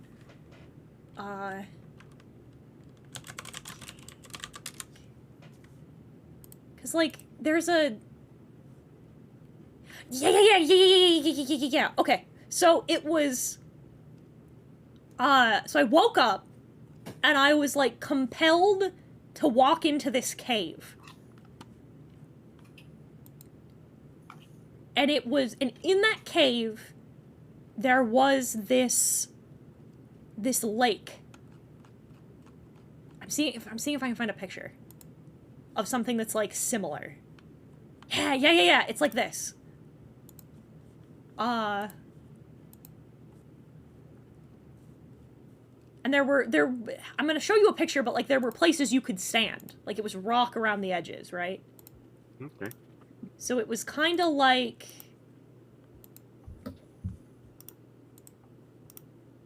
Not the image address. It was kind of like this. Where, like, there was this, like, rock outlayer, but the lake was huge. And there were people, there was, like, mining equipment, like, it had been dug up. And there were people gathered around it. Not a lot of people, like, maybe, like, 10, 12 people. And they were drinking from it. And when they drank from it, they started, like, screaming and contorting in horrible pain. And their bodies started to kind of warp. Like fucking, like, think of, like, The Thing. Like, they started to, like, warp and change shape into these horrible, like, biomechanical, like, monstrosities. Like, they weren't even human-shaped. And they all had these tubes that, like, came out of their throats and reached into the lake to absorb more of the water as they, like, kept morphing and changing. And I looked down into the lake, and I saw, like... You know how, like... If you look down into, like, a large body of water, like, if you put your face in it, like, if you go up, if you're, like, say you're swimming in, like, a lake, and you put your face just on top of the water and you look down, how you can, like, if it's really clear, you can, like, kind of see something, like, vaguely.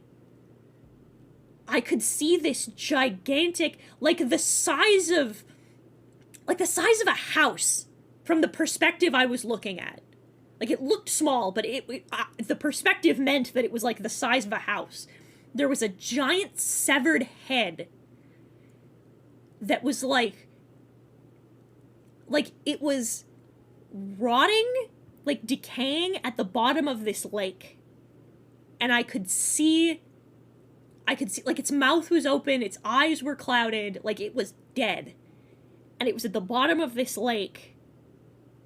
And, like, everything in me, like, wanted to, like, go deeper into its mouth. And I remember having the thought of going into its mouth, and then I woke up. Oh. And That's real. And I think about that nightmare constantly. Like... I wish I could... I've tried repeatedly to, like, draw it, to, like, really visualize it, but I can't. It's just... It's so... It was so scary. Because, like, I knew... It was this feeling of, like, I knew that it would be bad, and that it was going to do something terrible to me if I did, but I was, like, a third-person camera, and I had no choice, and I started swimming down, and then that's when I woke up. And I told my therapist about that, and I was like, And I said, I just need you to know that, like, if I start randomly, like, scrawling things that don't make sense on the walls of my room, or, like, drawing vague, like, cult symbols in our... and I tell you stuff like that, or that if I have this dream, like, 3 more times in a row, I'm just killing myself. That's it. Oh. I've read enough Lovecraft stories. This is how it fucking starts. I'm receiving... that means I'm receiving messages from an elder god. I know how this works. I'm going to just... I'm gonna just kill myself. Did you manage to write it down in a descriptive manner? I could do it for you, like, tonight, probably. I still see it as... describing it, I can see it vividly. But, like, I have weird dreams all the time. So I just, like... I fucking got it, dog. Moving on, Jesus. Yes, my child? Simulacra boyfriend. So, okay. Sometimes, when a writer hates another writer very much, they make a spite baby. So, yes! Yeah. Sorry, I just got a text. I just saw on my phone, I got a text. I told my grandpa to watch the live-action One Piece, and he just sent me a text and said that he liked it. Fucking yes! Oh, nice! I knew he would. Sorry. Yeah, you're good. Is this a heartstring situation? Yes. So, I watched a video on the new Chariots game. I don't remember what it's called. And, like, I had this idea.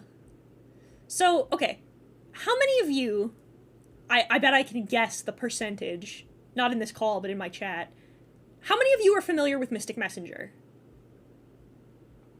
Unfortunately, keep talking. Spell or No, the dating sim. Okay, Yeah, no. Unfortunately, keep talking. Were you who were you? I was a Zen girly. No, I watched a couple of video essays on it because I could never get into something like that, but I know it's something. Yeah, I was a Zen girly. Yeah. I finally got into it when I was really sick, and I couldn't really do anything else, and I was like, you know what, sure. The guilty white-haired man with the ponytail is my favorite. I forgot his name. That would be Zen! Same hat, Primrose, same hat! Oh man, wait, I think it's the one. I think that's the one that I liked when they talked about the story and everything. God damn it, Heaton! I was like, listen, none of these guys are really my type, but I guess I'll pick Zen because he seems the most interesting. And then I found out that he was, like, a play actor, like, he's a stage actor, and I was like, oh, that's really cool. So he does, like, plays and stuff, that's neat. Nice subversive, instead of him being, like, some kind of idol type. And then I found out about his personality and was like, oh no. No, no. So, No. So for those of you who are unfamiliar with how, story-wise, nothing alike, but for those of you who are familiar with how Mystic Messenger plays, that's what's important. So Mystic Messenger is an iOS dating sim. What it does is it simulates the guys texting you through an app that you have access to. And the hook was that they would call you they'd like call you or text you at certain times of the day as if they were real people. Which is really cool. I think overall that's a really neat concept. okay, yeah, that brings a bit of realism to it. I thought it was neat.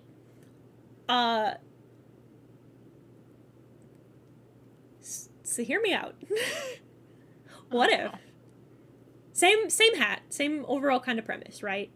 Got your cute anime boy that you're texting, who, like, you're dating, blah, blah, blah, whatever. But he kind of starts to, like, change a little bit according to, like, your personal preferences. Like, little things. Like, his appearance kind of starts to change. His behavior changes a little bit. Just slow gradient changes. And then he starts, like... He becomes a woman? He starts, like... He starts, like, saying stuff that he shouldn't know. Like stuff about, like, think Psycho Mantis. He starts kind of doing that. Where, like, he starts pointing out, like, the last app you opened, or how many minutes you spent doing XYZ. Stuff he shouldn't be able to know. And there's this, like, creeping sense that, like, he's not real. And it's, like, some kind of tech horror simulacra that is trying to, like, getcha. I think that'd be neat. I think that'd be cool. Oh, that sounds really neat. Oh, this app is stealing my data. Exactly! Doki Doki Literature Club style fourth wall breaking are different. He says, you play Pokemon Go? Yeah! You play Pokemon Go? Who's your buddy Pokemon? Right. Like... That sounds super scary, but all I can think about is, what the fuck do you mean you've spent 12 hours on Minecraft? Why aren't you paying attention to me? You said you were truly, it'd be cool if you're talking to him through the app and you're talking to him and he says, like, well, you said you were going to bed, but I saw you were on, like, this for, like, X amount of hours, but you were doing X for this amount of hours. And it's like, how do you know that? I'm sorry, I love your dark horror. I love the idea of, like, all of your horror things, but my brain just likes injecting comedy for no reason. It's fair. It's fair. So I love the idea of, so what do you mean? You were going to bed. Why are you still playing Bloons Tower Defense 6? It's been 4 hours. Why are you still... It's the fucking it's the meme. best Bloons game. It's the meme of, like, the girl crying, but it's the anime boy crying. Why are you ignoring me to play Bloons? Obviously, my fake tech horror boyfriend. Why are you ignoring me to play Bloons? And me, but, like, with the Chad face, monkey go pop. I like the idea of this too, because, like, first of all, preemptively, if this was something I would make, I would put a warning, like, on the boot up screen, like with Doki Doki Literature Club, like it's gonna read your data. Just let motherfuckers know, cause, like, listen to YouTube to sleep. Him, why YouTube open? Oh, so you'll keep Pokemon Sleep open all night, but you won't hang out with me? Well, duh! It's Pokemon Sleep! It's what? Brief aside. So I bought a Pokemon Go Plus specifically for Pokemon Sleep. And I was worried. I was like, this is kind of like a big purchase for this, whatever. But, like, ever since, it's just so much fucking easier. Because I can sync it with my phone, and I don't need to manually input the data. So I can just hold down the button, and it'll be like, okay, reading your sleep data. And then and I can do it, like, 20 minutes before I'm about to fall asleep. Because otherwise it, like, locks up my phone, but with the peripheral it doesn't do that. So I can be like, I'm getting sleepy. I can turn it on, and I can be like, I can listen to my YouTube videos and talk in Discord for, like, another 20-30 minutes, and then I'll fall asleep. And it's still, I don't know how this fucking shit does this, but it'll register, like, oh, it took you, like, an hour to fall asleep. And I'm like, how the fuck do you know that? You're right, Yeah. How the fuck did you know that? Yeah, Pokeball Plus can connect to sleep. It's really cool. There's got to be something. It's, like, sensing somehow through the mattress, and I'm intensely interested on how that works. But also, I'm a little bit scared. I looked it up, and it said it's the accelerometer, but I don't know how that works. Maybe by how much you toss and turn in your sleep? Maybe? That's what I think. But there are people that like are completely stark still while they sleep. Yeah, because from what I know, I don't move when I sleep. I'm a fucking rock. But it knows. Any chance it also connects to your like microphone or something? It does. Well, that I know. Yeah, that I know it does because it's recorded me shifting around. Oh, it's recorded me. It's how I learned I snore. So what's this? And you just hear me go, and I'm like, okay, thanks. Well, congratulations. It took us 2 hours and 23 minutes to go through the short ones. Now we're into the long ones. Yippee! So, listen. I don't intend to make a lot of, like, adult content. I have, like, 3 things, maybe, that I would consider stuff that'll be, like, the 18 plus. This is one of them. How do you feel about the overall... Again, this one, there's just not a lot to it. It's a very, like, simple story, but, like, I have a lot of thoughts about how I want to do it.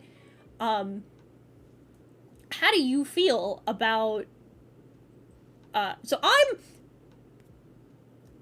a big believer, a big proponent in stories of, I love the healing power of love.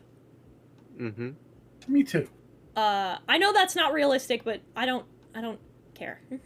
Push. I don't, shush. In my fiction, you can find somebody who supports you, and, you know, it's good shit.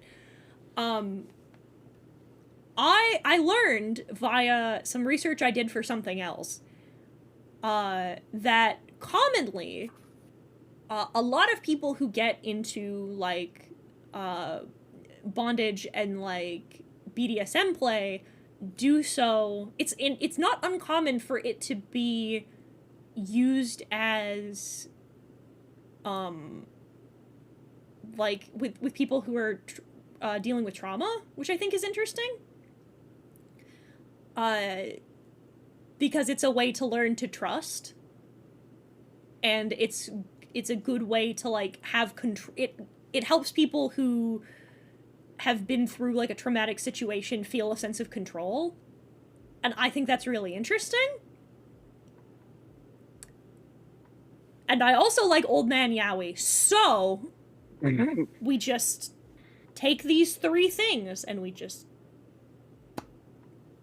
put them together. Gestures vaguely. I also decided, like, modern fantasy setting because I can and you can't stop me.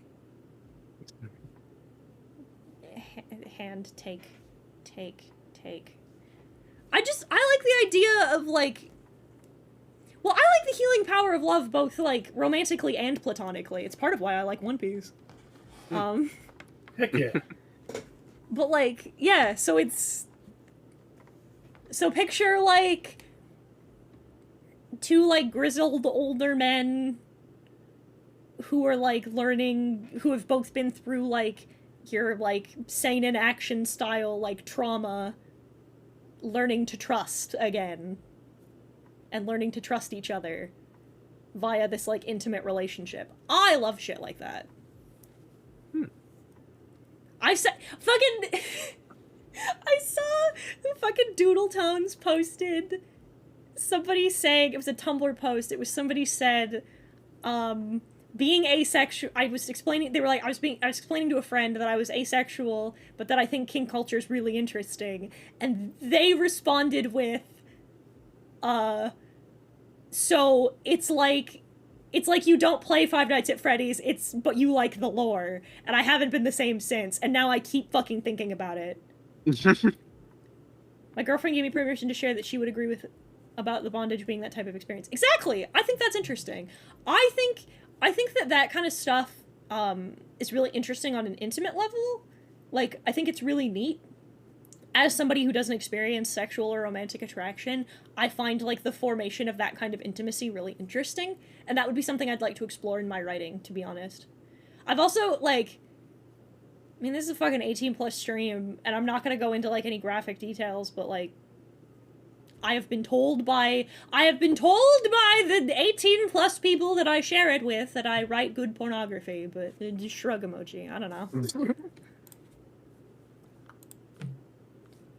You know what? Fuck it. I'll talk about the other thing. Where the fuck are you? Here you are. That's might be 18 plus. So What can I say except you're welcome. So this one started out as a bit, and then I got way too hyper fixated on it.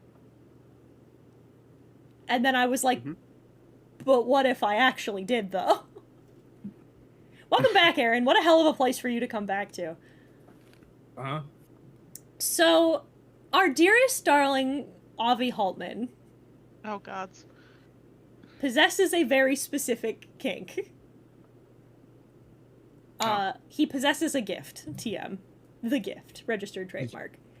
And the two of us were commiserating about how, like, he was commiserating with me about how, like, there's no content for my thing, and that sucks, and I hate that there's no content for my thing. And so I was like, okay, what if I made content for your thing? And he's like, maybe. And he joked about, wouldn't it be funny if there was, like, an anime girl dating sim where all of the girls had a weird specific thing? And I was like, that'd be funny. And he said, you should call it You're Welcome, because you're making it for the people who have these weird specific things. And I was like, that'd be funny. And then I left that call, and I went to bed, and I stared at my ceiling, and said, what if Ace Attorney like? Oh. So hear me out. Your premise goes as follows. You have... okay, you've lost me. No. Hang on. Hands... it takes you by the hands. Just follow me for a minute. Premise goes like such. So you go on a couple of dates with a girl. You get to pick... And you lost me. You pick your girl at the beginning of the game. Like you get your, like, character portrait and your short bio, right? And you pick your character at the beginning. You go on a couple of dates with the girl. And all of the girls have a weird thing. But, like, I like extreme size difference, so I get it. So, like, picture for a minute that, like, for example, we're gonna use Avi, because Avi, like, has talked about this. Avi likes sneezing. So you go on a couple of dates with this girl. But she doesn't tell you that she likes sneezing. You have to have conversations with the girl that give you the right clues so that you can figure out that she likes sneezing.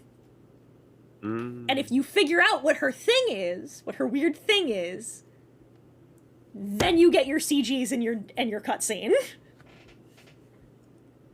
So it's an Ace Attorney like. You have to solve the mystery. But the mystery... detective. Exactly. But the mystery is, what's this girl's weird kink? I could... It sounds really good, but, like, I could totally see, like, the fan art to come just kind of spoiling everything. Yeah. Well, But, like, you've gotta, like... hard you mode, can't... you cannot check her Twitter likes. Player character, so you like... You said that? So you like Pepper. Yeah, like, it's actually kind of interesting and humorous at the same time. Yeah, exactly! I thought it'd be funny, like... Because then the people who are into the weird specific stuff get their weird specific stuff, but for the people who aren't, you don't have to deal with, like, the discomfort of, like, of adhering to, like, a weird kink. So you still get the enjoyment of, like, the funny bit of trying to suss out what's her weird thing, you know? I think that's great. Because, like, I think that, like, short of the obvious, I feel like I don't need to say, but, like, the obvious, I feel like fetishes are fine, right? Like, it doesn't matter.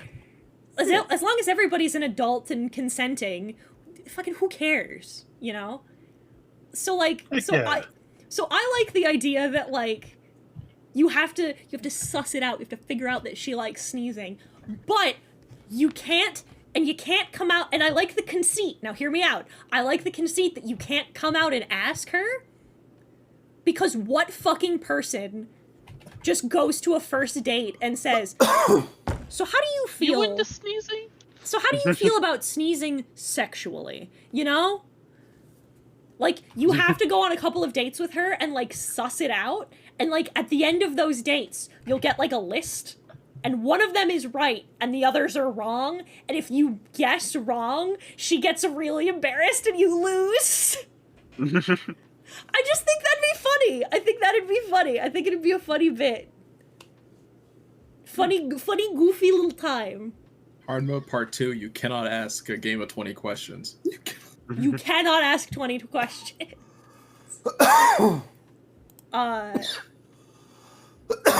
Fetishes are fine if it's all consensual. Something more dating sims, because it can actually be something of a learning experience, I guess. Yeah, I think so. I think that's fun. I'm just gonna go down the list again. So some of you who are older might recognize this one. Welcome to another episode of sometimes when a writer hates another writer so much they make a baby. The real ones remember heartstrings. So, and listen, it's a controversial take, and I know that. I know I'm about to drop a hot bomb on you, Chad. I think Yandere Simulator sucks. No way. Blasphemy. I don't say. I know, right? Who would have thought? But, like, so I wanted to make, like, a proper... Because, like, a ton of people have pointed it out. Mm-hmm. She's not even a real yandere. Nope. So... More of a Ren XP than anything else. Yeah. So, here's the thing. I want you... Cold take, well, yeah, I'm kidding. So, here's the thing. This would be my yandere story. You have one dude, and I think I picked 4? I think I had 4 rivals? And here's the funky fresh thing, though. I'm gonna show you... Because you see, chat, the reason that this one is a little further along in development than the others are is because we have some new stuff. Mm-hmm.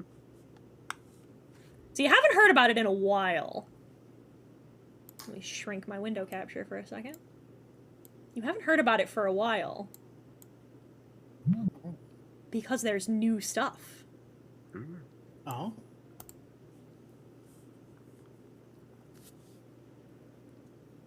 So I thought this would be a great way to reveal these, because I'm so happy. I'm so happy. So our dear darling Skittles juice was the artist I put on tap to work on the sprites for this one.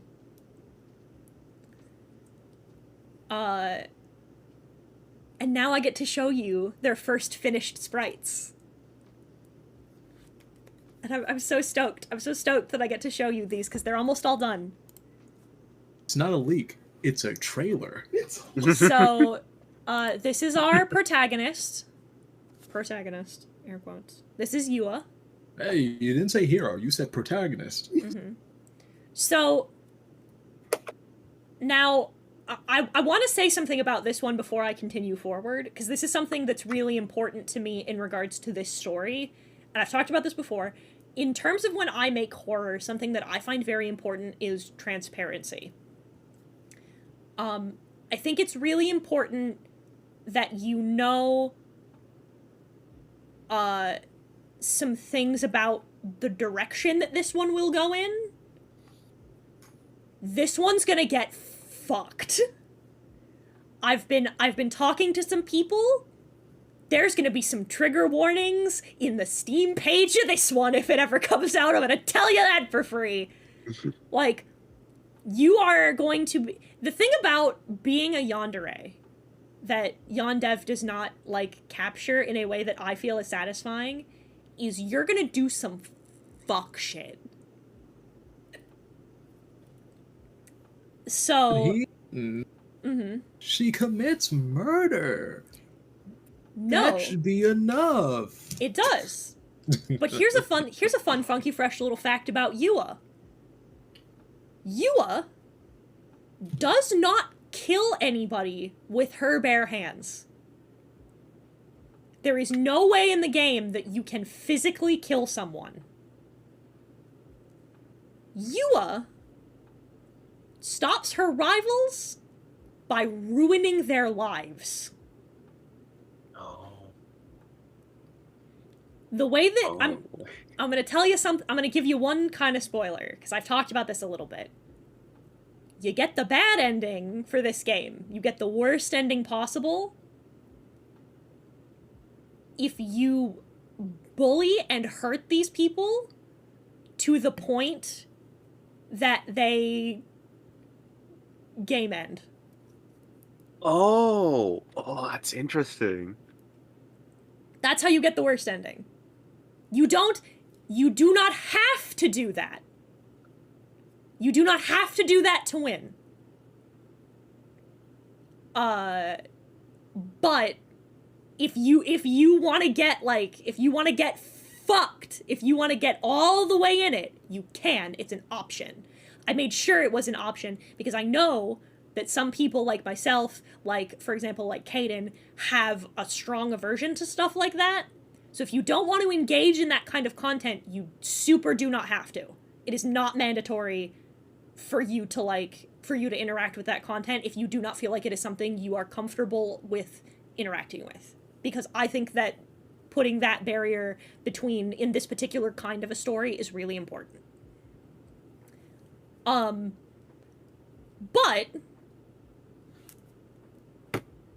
here is your, big air quotes, protagonist. This is her. Your rivals are... Oh my god, I need to remember their names. It's been a long minute. Listen, I'm stupid. And it's been a while. The only ones she hasn't drawn are the boys. By the way, one of the first things that fucking I did was the guy that you like is a character. His name is Kaito. He's like a guy. He's a protagonist. He has like a character. Because I think it's wild that like you're supposed to like him and his whole shit is just, oh, he's really nice. It's like shut the fuck up. He's such a nice guy. So, this is Yua. We then have... Wait a minute. Oh. Natsumi. Oh, no. I just had a terrible realization. About the original Yandere dev story. Yeah. What's that? So you know how the whole thing is like a generational curse, yeah? Mm-hmm. So, you know Freud. Yeah. So I've thought repeatedly about, because I talked about this and a bunch of people have brought it up, I think it'd be funny if I ever made DLC for it, it'd be that you could be nice to the rivals instead. Well, that sounds really cool, actually. Yeah. You could get more alternate endings and stuff. But so this is Natsumi. Natsumi is Senpai's little sister. This is the little sister of the guy you like. I'm gonna tell you off the bat, there's no fucking weird incest subplot. She's just... Thank goodness. She cares about her brother, and she's cute. And she's baby smooch smorch. Thank you, a blessing. Then we have... I'm so happy I get to finally share these. Kotone? Oh, hello.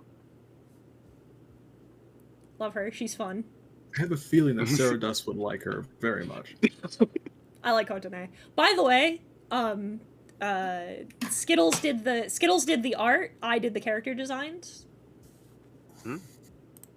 So I designed their uniform and stuff, but Skittles did an amazing job translating. Because, like, Skittles did the first ones, and I grabbed her by the shoulders, and I was like, this is exactly what I was picturing in my head, you've done it! You're hired.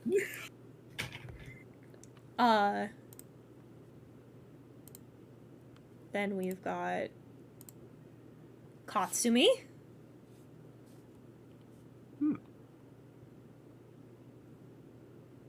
I like her. I like her design. Her design turned out really great.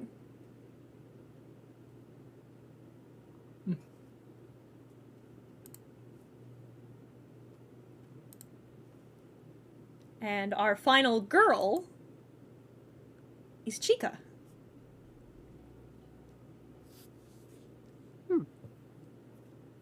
Chica looks cute. She's a cutie pie. She seems very sweet.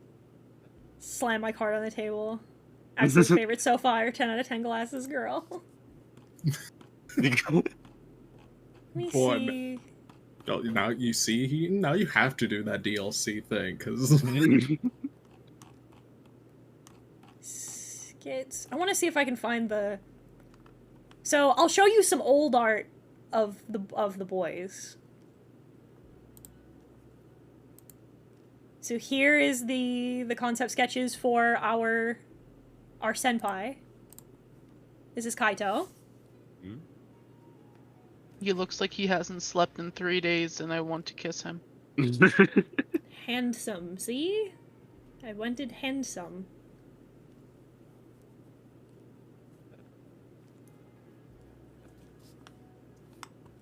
I think Chica and Katsumi should kiss, but that's my opinion. No, that's their onion. And then the fan favorite. I unveiled this character, and my chat went wild. The last rival is our boy Hiroyuki. Hello, sir. Hello. Chat, Hello, fucking sir. In the original videos where I talked about this, everybody went nuts for Hiro. Him, love him. Him. Love Hiro. Hiro's great. Hiro was where it started, where everyone was like, we need to protect Hiro. He's such a good boy. He's so precious.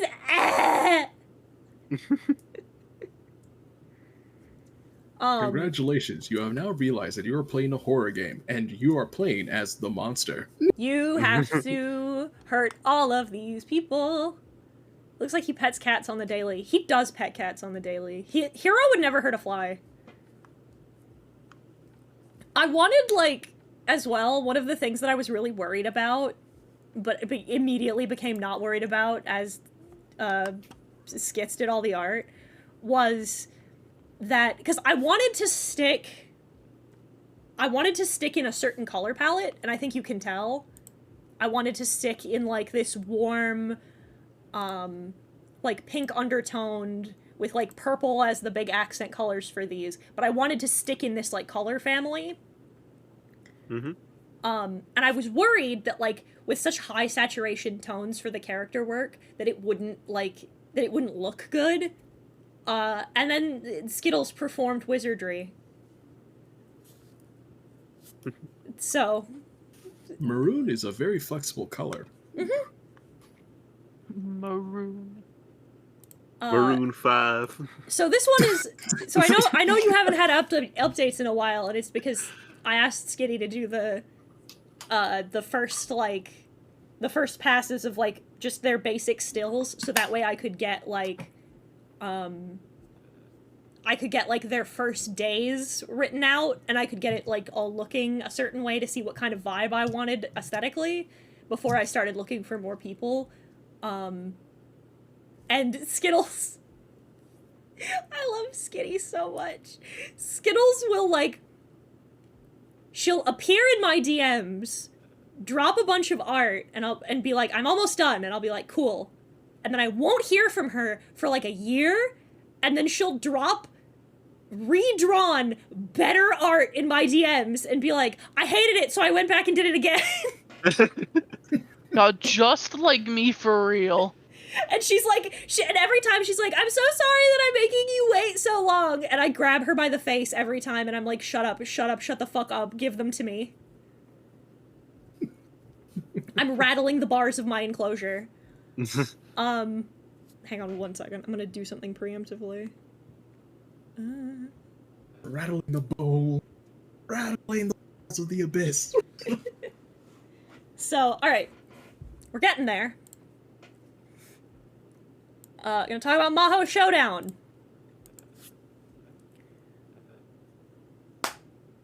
This is an actually hot take. I think Madoka Magica is overrated. Fair enough. Mm-hmm.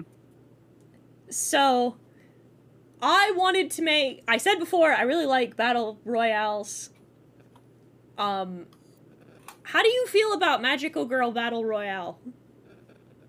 How has it not been done? Like... It probably has. Yeah, was it Magical Girl... Is it Magical Girl Raising Project or Magical Girl Site? It is not Site. Well, I think it might be Site. Raising Project. Well, no, it's kind of Site. I don't know. So, the point is, I really like the idea of, like, dark magical girl shit, but every time I've ever read anything, it's always been, like, disappointing. It just doesn't do what I want.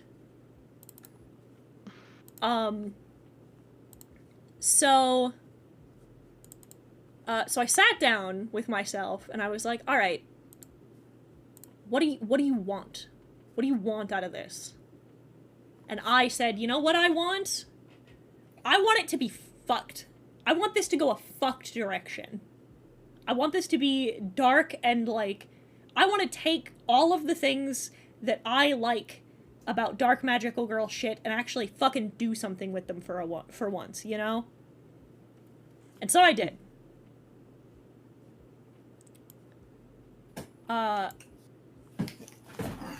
So, here's our protagonist. This is Makoto. Her ability is that she's a necromancer.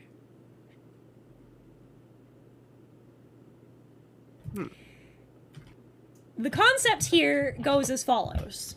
Let me show you.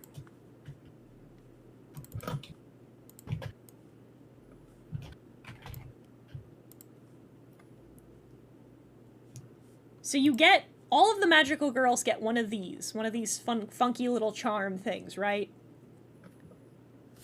It's like a charm on a charm bracelet. And they're all a different shape. And they're what helps the girls transform. The goal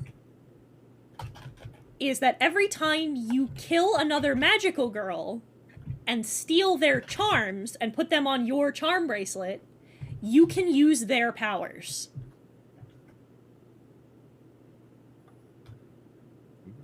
The girl who has the most gets a wish granted. But that wish only stays granted as long as she has the most. Oh, that's... Oh boy. If she falls behind, whatever she wished for goes away. Oof. So, our protagonist has this super, like, fucked up ability. And some of the abilities that you can get are fucked up. Well, with a freaking necromancer as our protagonist, I imagine, yeah. Now let me show you the villain, because this is where I'm the most proud. Ooh. So this is our main antagonist. This is Utano. You will also notice that in her first pass design, she looks more like an actual magical girl, which I thought was an interesting, which I thought would be an interesting choice. Utano has a terminal illness that is going to kill her. She currently is the one who is, who possesses the most charms at this given minute. If she drops under, she will just die. However, being at the top and doing all of these things have really warped her, and she's become, like, just out-and-out evil. But here's our interesting twist, right? So, you know how in, like, there's two things that I find weirdly endemic of magical girl shit. The mascot, which I haven't decided for yet. No, you can't wish for infinite charms. The mascot, which there will be a mascot. But chat, let me ask you a question. If you've watched a lot of magical girl shit, there's a very interesting trend that nobody talks about. You ever notice that in magical girl shows, 9 times out of 10, the love interests are significantly older? Oh, no. You ever notice that? Yeah. Yeah. I have a theory. Wouldn't it just be something if Tuxedo Mask was the mascot? Oh my. It's like he's the host of the whole tournament battle royale thing. He's the Chris McClay. Alright, magical girls, I heard from an anonymous source that someone stole another girl's bracelet. Not cool, dudes. Wouldn't it? Not unless you do it on camera. Wouldn't it be something if we talked about and addressed the fact that it's a little weird and creepy that the grown man and the mascot, that the mascots, if you take that, I wanted to take that imagery, combine them, and notice, it always feels a lot like these teenage girls are getting groomed into something really awful, doesn't it? Yeah, you would. Are we gonna talk about the child soldier aspect of this too? Yes. Keen, you and I should write something together. We should. Yeah. Love this concept so much. Heaton story, of course, the powers are fucked up. I can see where this is going. I wish I was as creative as you. It's truly, deeply, unironically, it's a fucking curse. I live every day with more ideas than I can ever possibly hope to execute. So, dude, same. but yeah, so I wanna propose to you. Under normal circumstances, I wouldn't talk about the ending, but I have this ending set piece in my head, and I wanna and I want to, like... Well, it wouldn't be a specific illness, it'd just be like, she has anime girl bleeding cough disease.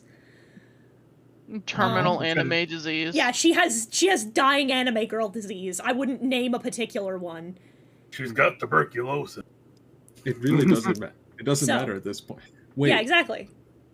How long has she had her wish granted? A while. Good question. Because, like, it would be really funny. It'd be really funny if the exact wording, if the exact wording was that she wouldn't die from the illness. Aw, Erin's too smart. And she's functionally been immortal for all this time. Erin's too smart. Did I Columbo my way into the plot twist? Well, did you Sarah dust your way?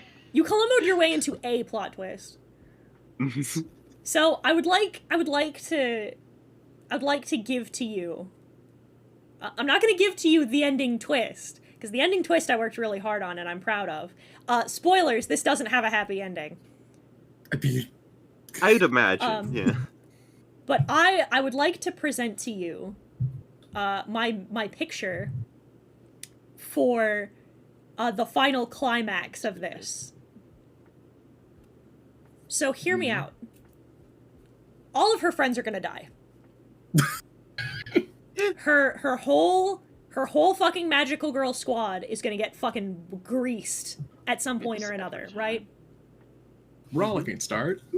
Now, I would like to extend to you. You cannot, while you can have more than one charm and have more than one power, you cannot use more than one power at the same time. The power you have is amplified by how many charms you have. So, like, her necromancy will get stronger, but if one of her, say that one of her people has, like, fire manipulation, she can't use fire manipulation and necromancy at the same time, right? Yeah. I'm so proud of this. So, final battle happens. She's fighting, she's fighting, her villain, right? She takes the other charms off of her shovel, because that's her weapon, is a shovel. And she resurrects her friends. Oh. And gives them back their charms as zombies so that they can use their charms individually. Oh, that's sick. I would like nice. to present to you the most ghoulish, terrifying parody of the power of friendship that I could possibly give to you. Literally from beyond the grave. Oh. You know, for some odd reason, I just thought of, like, the ending in the first season of Sailor Moon. Mm-hmm. Technically, didn't Sailor Moon kind of, like everyone says that Madoka Magica is, like, the architect of, like, the deconstruction of, like, the magical girl genre, but didn't Sailor Moon just do that? My brain is aligned with Heaton's today. I like that. Much needed to break tropes. Exactly! Listen, This isn't breaking a trope. This is just taking it to its logical extreme. Yeah, motherfucker, I've talked about this. This is why I've wanted to do this stream for a really long time, because this shit is just rattling around in my fucking noggin constantly, and I don't get an opportunity to, like... Release. So... okay, the tower... I can kind of talk about and I kind of can't, because I have a lot of thoughts about it, but a lot of them would be spoilers. So the tower was based on another dream I had, but the basic idea is that, humanity is trapped in this, like, gigantic tower, this big spire, right? And it goes up for, like, it goes up miles, down miles. Humans live and occupy starting from the top going down, live on floors 1 to 35. And they go down and down and down and down and down. And I could draw you a map of, like, the physical layout, but I'm not gonna right now, because it's not a big deal. But the point is, the protagonists are...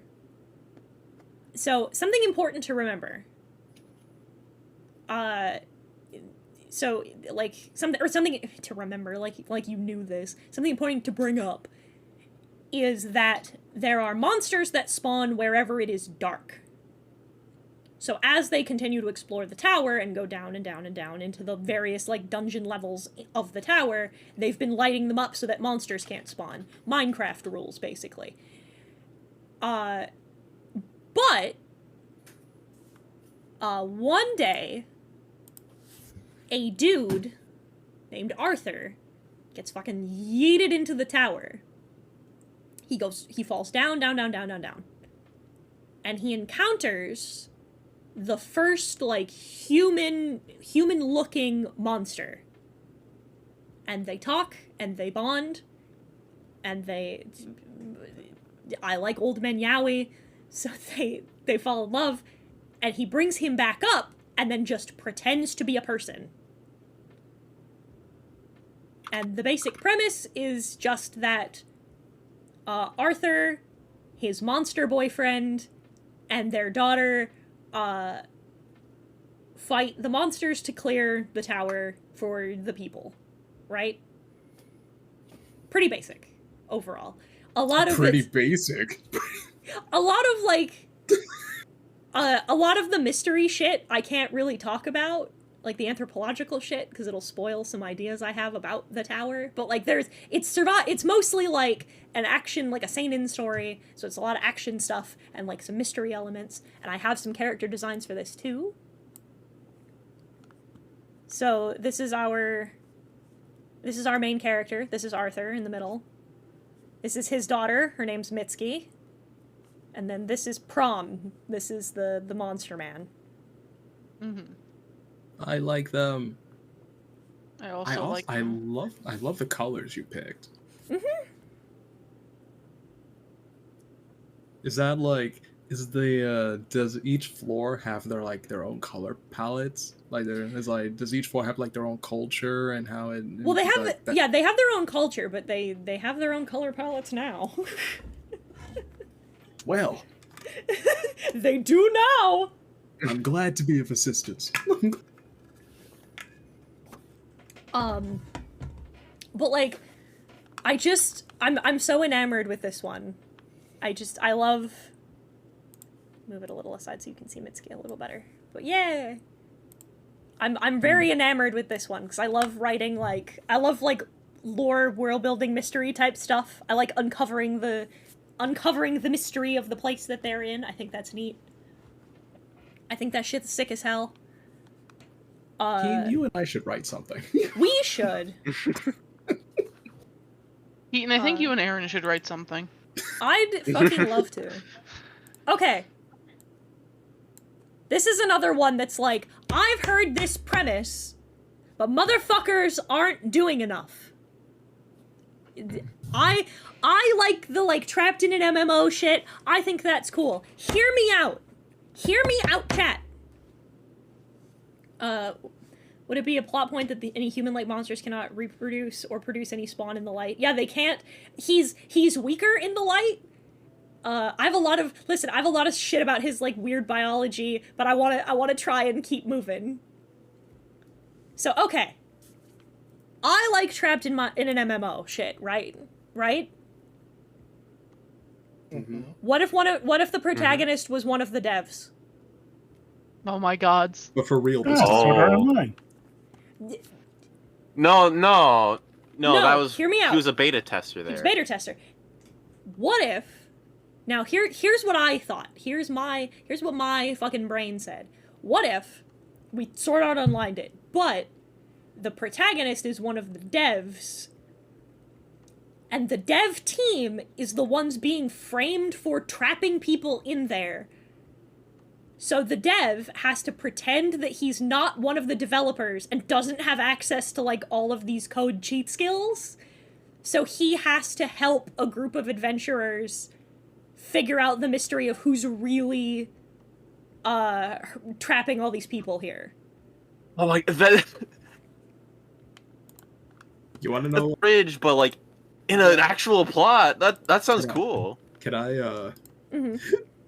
I want to be that guy. Be the guy. The guy's doing is the publishers. God, that'd be so fucking funny!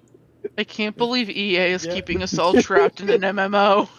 The So we live buy action- microtransactions. So yeah, it's the live service model. Take it to its logical extreme. to its logical extreme. So, okay. Infinite money and infinite time. You're in the game. You have no choice. So here's our protagonist. This is our EA Sports, you're in the game. I was gonna say, did you make him like a caster type so he can frame all of his shit on spells? Yeah. Yes! yeah, that's why We need to stop having our brain cells bounce off of each other violently. See, that's Finally, why he my has kind two. of guy.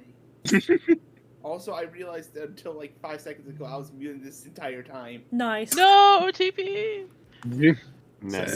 So basically he does all of these, like, buff debuffs, but he's cheating. He has access to the code. It wouldn't be funny if you were invincible for about 3 seconds, but I'm not gonna tell you. It's just a damage reduction spell. You're fine. It's just I'm casting it so many times it might as well be.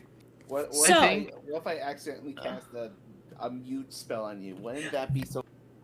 I need to introduce you to his party, because I've thought so hard about the kind of people that he's partied with, and I'm losing it. Well, tell us. Release. So, Show us. Crazy. so this is Harry Harker. Now, none of these people look like their avatars in game. But, which is why only Avi has the drawing of what he looks like out of game, because you'll never see what these people actually look like, and it's super important. It's a little hard for me to read the red on the red. What class is he? He's a hunter. Okay. Blood hunter? Probably More like a monster your hunter. probably your DPS class. Yeah. Harry, I want you... Okay. You see this, like, put together, like, stylish, gruff old man? This man is Russian Badger. No. This is Russian Badger. This is the man who was like, I want to be able to do 1,000 damage in one attack. I'm going to proc rocket launchers every time. You cannot stop me. This motherfucker is out here to fight and to kill things. Oh, Primrose, you don't know who Russian Badger is. I'm so sorry. I want you to picture, like, the guy who goes... This man is a shit poster. The most min-maxy shit poster.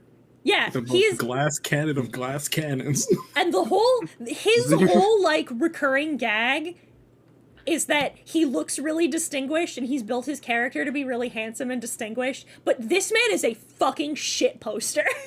He's a mid-30s Canadian. He's a YouTuber that I really like.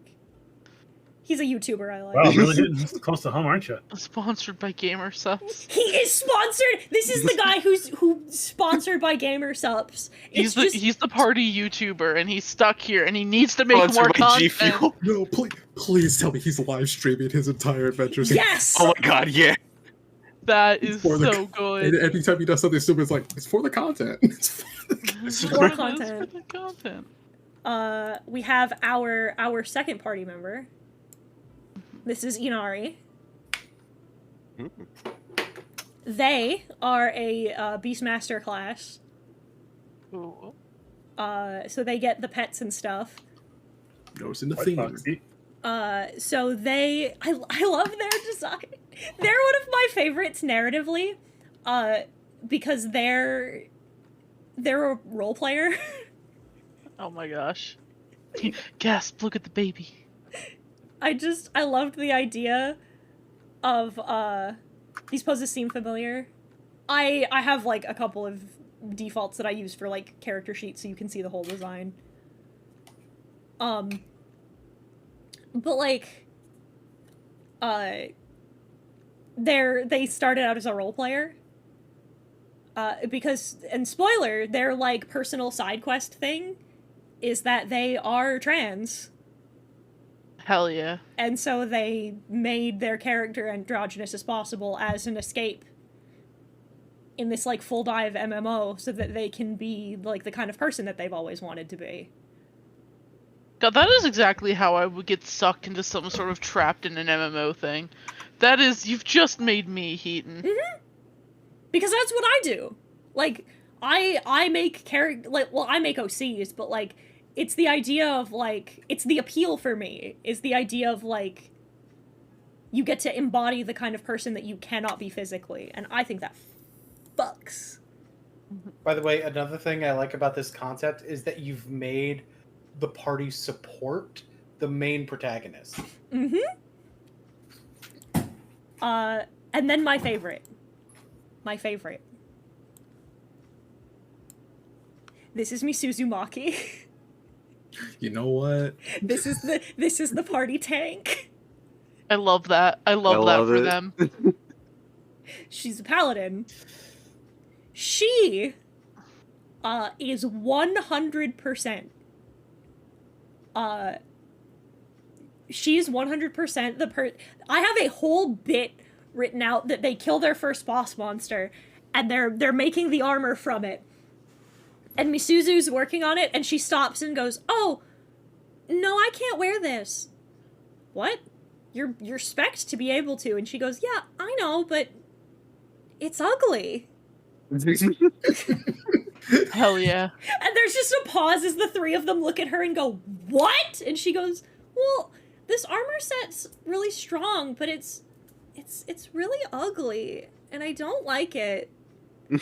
So, like, I'll hold on to it until we can get into town, but then I can tailor it and it'll be cute, and then I can wear it." This game doesn't have costume layers, does it? No glamours. You have to. No. Wait a minute. Well, you know what? Pretend it's like, let's say there isn't, but he's like, but our funny wizard may have a spell or two. I hate cheating. Yeah, he's just like, oh yeah, I have a transmute, and then he's like, fuck. God damn it. And he's just sitting, but here's the bit, is he's sitting there, like, casting the spell, and he's like, "I don't know how much I can change the models. I'm not a fucking modeler, I'm a coder! How does this work?"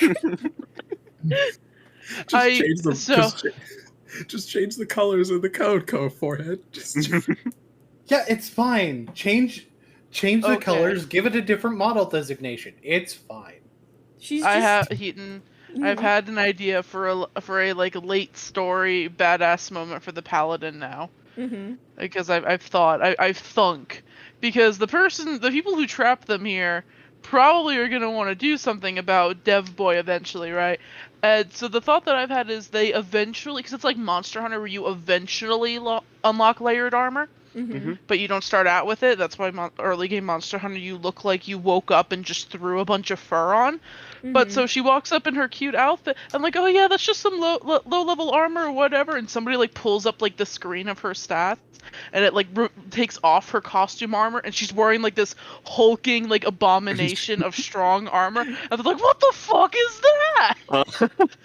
Oh, 100%. They'll look at her and be like, "What the fuck is this? This is low level armor shit." And they'll attack her, and then it will do nothing. And they'll be like, "Wait a minute, what the fuck?" And then they'll do like a fucking, like, they'll pull up her, like, her fucking build screen, and they're like, "This is fucking like level 30 armor, where the fuck?" And she goes, "Well," and she goes, "Yeah, but the max design is ugly, so I just spec'd it so I just kept the settings so it'd look like the first layer armor." It reminds me of the bit from, what is it, Overlord, where the one girl's like, oh my god, he's got, like, no magic defense. She's like, oh yeah, let me take off this ring, and the power is so powerful it makes her throw up. Yeah. That is the exact thought. Fucking, Right back. her whole bit is, I like the idea that she's an artist. Yeah. So she's like, I like the character design.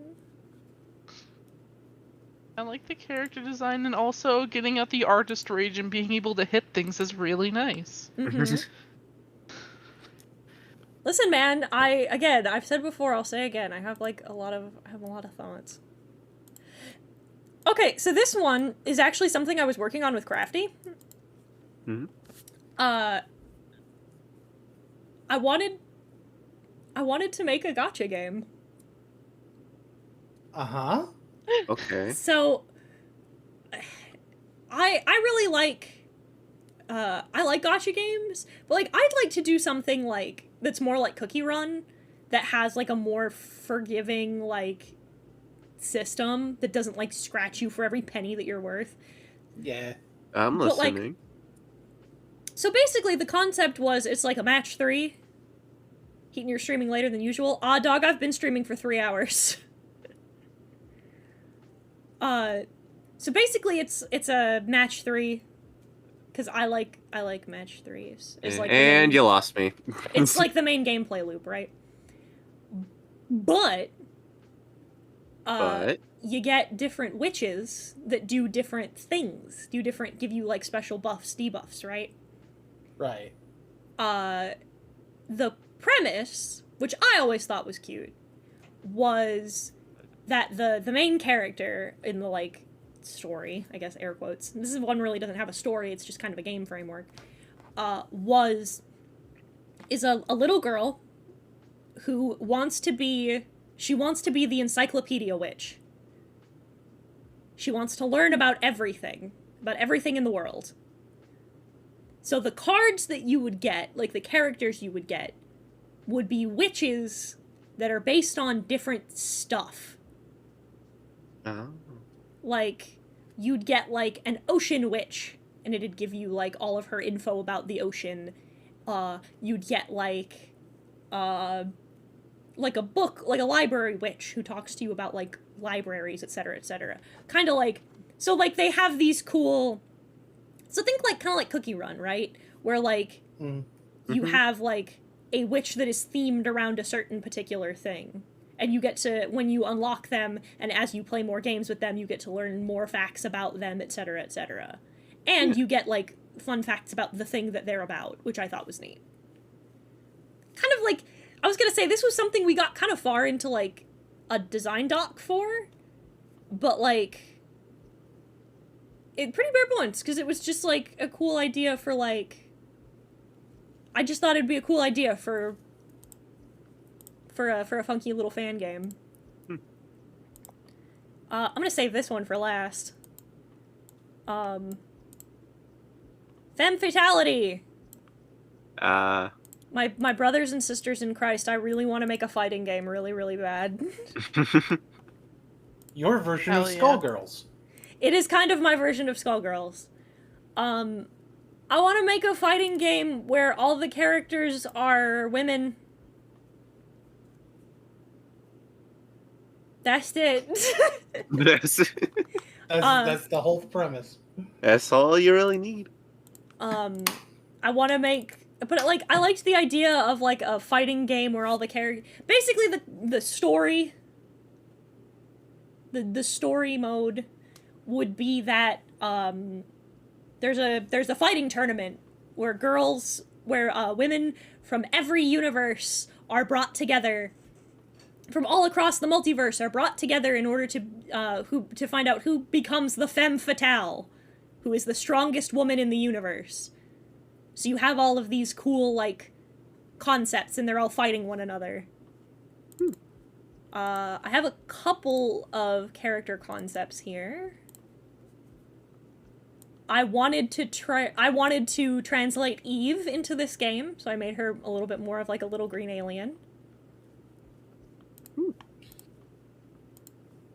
I'm a big fan of this one. Ooh. I've been calling her daughter Wukong. I think I was gonna say, is that some Wukong? Nice. Mm-hmm.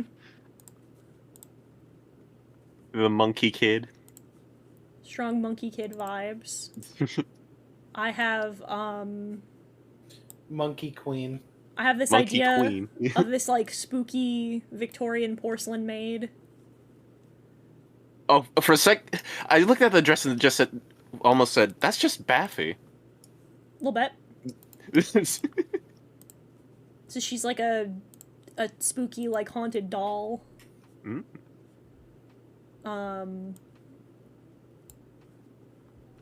Error's changed. Oh, Error's changed design like 7 times. I still can't settle on a design for her I like.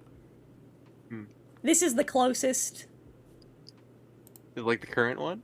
I like it so far. I have little witch who does ghost summons. Ooh. This is one I'm particularly proud of, the idea of a roller derby idol. I love her. Yeah, so the idea was cute girls. Yeah, fair enough. Cute girls punching each other. Splatterhouse! I wanted to make a superhero comic, but fucked up. And then I just made a superhero comic. Spoilers, it's not as fucked up. Well, it's a little fucked up. Fair enough.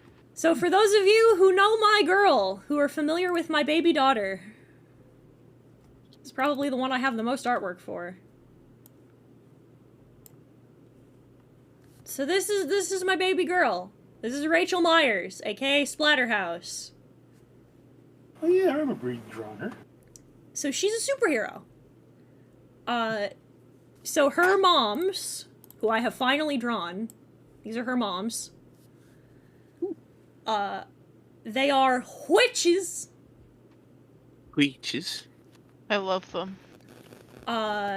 They do all sorts of like weird magic shit, and they've taught their daughter about like the monsters and the spooky things in the world, you know.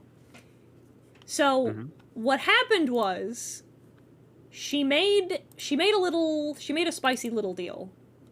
Made a spicy little pact with a funky little creature. Oh, I definitely remember this. So I've been calling her the Corinthian, but that's a fucking Sandman reference, and I don't know if I can keep doing that, but I'm sticking with I it. thought it was a reference to the Bible. No. But so the Corinthian is this thing. It's a demon, I guess, more or less, that lives in her body. And I mean lives, like, in it. Like in it. Fair enough. And what it gives her the power to do is manipulate her own body however she wants. So she can, like... So, for example, her mask and horns and this is her bones. They are, like, attached to her. That is her spine. Those are her bones. The mask is made of bones. She can stretch, she can warp, she can grow claws. She can grow claws, she can grow a tail.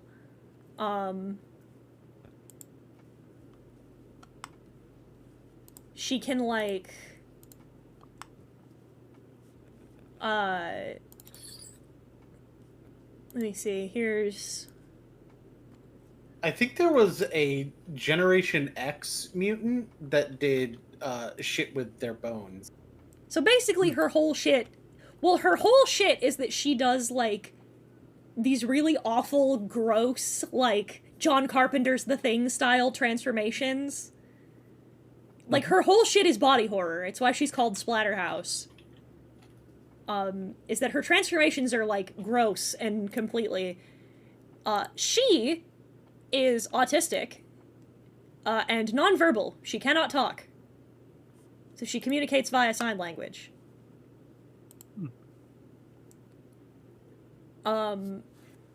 She's red. I love her. Baby. Little Venom, yeah. Little Venomy was the goal. And I'm sitting here, and I love her, because her whole thing is that, so the whole thing with Splatterhouse as a story is that I want to explore, so horror does a thing. Horror is for the marginalized, and it always kind of has been. It's always been used as a metaphor for, like, explaining how,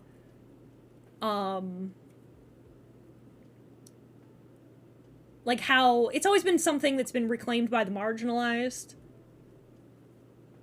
Mm-hmm. So basically it's the idea of a young woman taking the autonomy of her body by being able to do whatever the fuck she wants with it and changing it and morphing it into however she wants because it is hers, you know? So a lot of this particular storyline explores both the good and the bad in terms of using horror as a means by which you talk about, like, certain things, right? So, like, for example, one of her allies, our dear Jake, so Jake is a vampire. His whole shit is, and I'm doing the research before anybody says anything. This is why his storyline's going to require some research and some sensitivity reading, because I want to make sure I don't fuck this up. But his story, so fun fact, the original story of Dracula, to follow me for a minute, was very Victorian in its writing because it was mainly used as a framework by which Bram Stoker condemned certain fringe sexualities. Like, it condemned, like, queer people and, like, women having sexual autonomy, etc., right? So, I wanted to tell the story of a gay man through the terms of,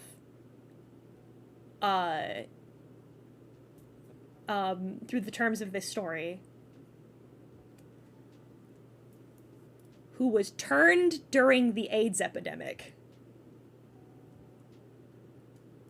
Oh. Ah. Because I'm a very big fan of the idea of using... Because I'm very interested in the idea... If I can't do it in a way that's, like, proper... that does, like, the proper sensitivity to it, I'm defo going to, like, alter it and change it. But I like the idea of him being turned during the AIDS epidemic as both a metaphor for, like, a bloodborne illness, which is what HIV is, and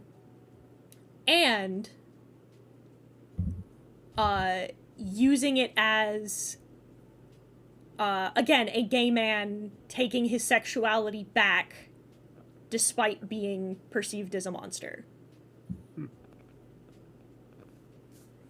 For something that he couldn't control that was in his bloodstream at the time. Like I said, I'm going to do a lot of research with this one because I want to make sure that I have, like, my facts straight and, like, my sensitivity shit together. But that's where I want to go with this character specifically. Appreciate your dedication. Well, if I'm going to talk about shit like this, I have to. You know, it's, you do your fucking due diligences. Goddamn. One of her other pals, this is my boy Luke, Lucas Armitage. He is a werewolf. He was in a very bad accident, and he had his throat completely destroyed, so he also communicates via sign language. He's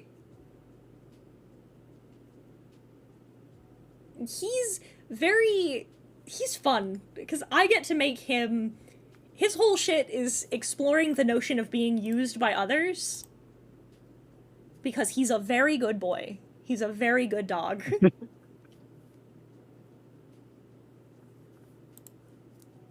I love this drawing.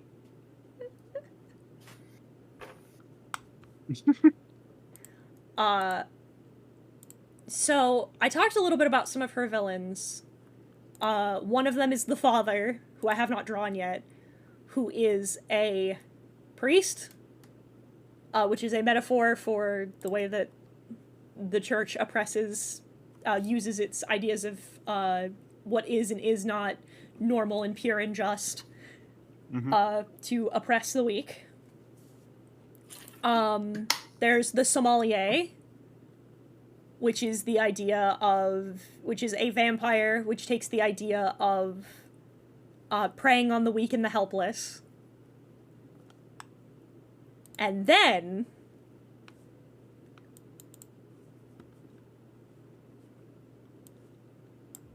there's Bunny.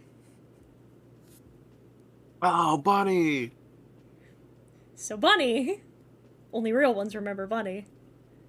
Only the real ones remember Bunny. Bunny is an old one. So she's a serial killer. I haven't decided whether or not I want her to, like, have powers.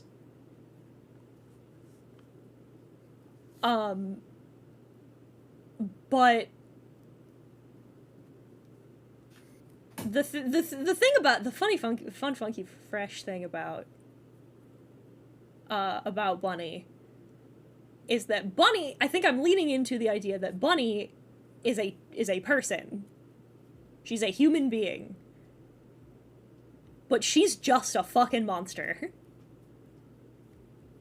And that one stems from the idea that, like, you can warp and twist and bend things into being horrible monstrosities all you want. Sometimes monsters are just people.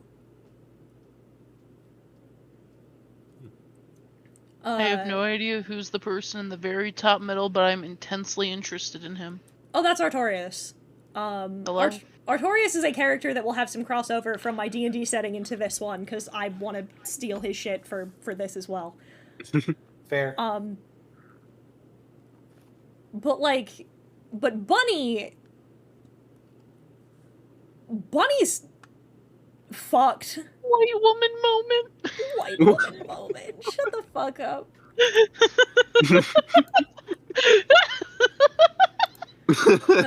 Boy. It do be like that sometimes. All right, I'm gonna talk. We only have 3 left. Idea for an isekai. The manager gets isekai'd into a Karen's body. God. I'd rather die. Same. So, en passant. Mike, you're gonna have to head off.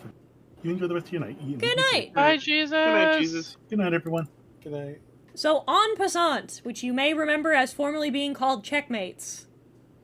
This one, it comes courtesy of one Aaron Tempest, making a joke in passing about wouldn't it be funny if there was a chess dating sim, and then I was like, it would be, and then I did it. Like so, a madman. Concept goes as follows. Oh, we'll talk about season for all, but just trust me. So, concept goes.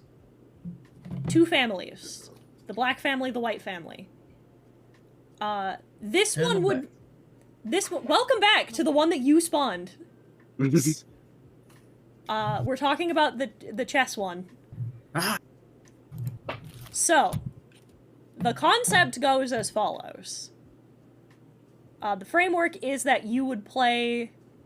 you would be playing games of chess against each of these characters while you are speaking to them. And every time you win, you unlock another member of the family. They get progressively harder. And your goal is to unravel the secrets of what is going on between these 2 warring families.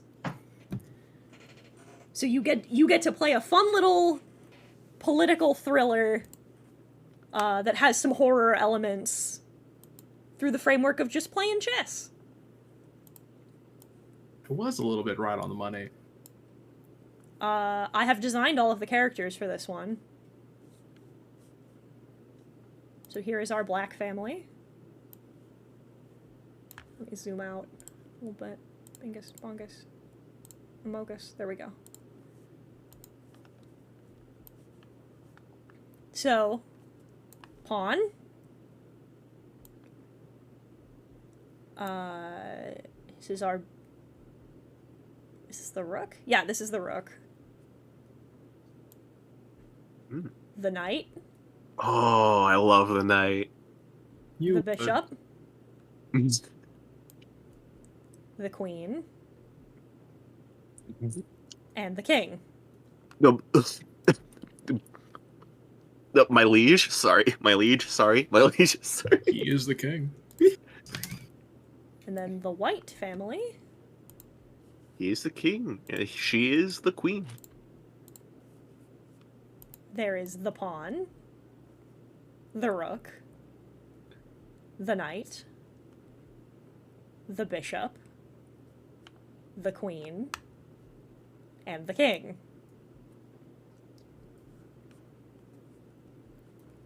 Oh my god, you have done so well with these designs. Thank you. But the whole idea is that this is like a... I'm presuming the kings and queens aren't married? Maybe. Maybe they are. You don't know. Beat them in chess and find out. Beat them in chess and find out.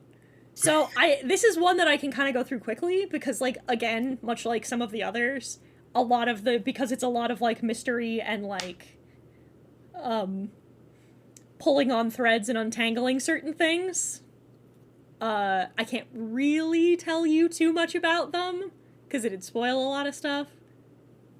But the whole idea is, like, Aaron said chess dating sim, and I started with that in mind, and then it just turned into, like, the concept of a visual novel, because I'm so enamored with the idea of, like, doing both social politicking via this, like, pseudo-war game, you know what I mean? I think that fucks. Mm-hmm. I think that's so good. You mentioned the funny visual novel thing because unbeknownst to you, I've been cooking up a small, like, mock gameplay video of that. Chad, he's been cooking. Chat, the man's been cooking. He's been cooking.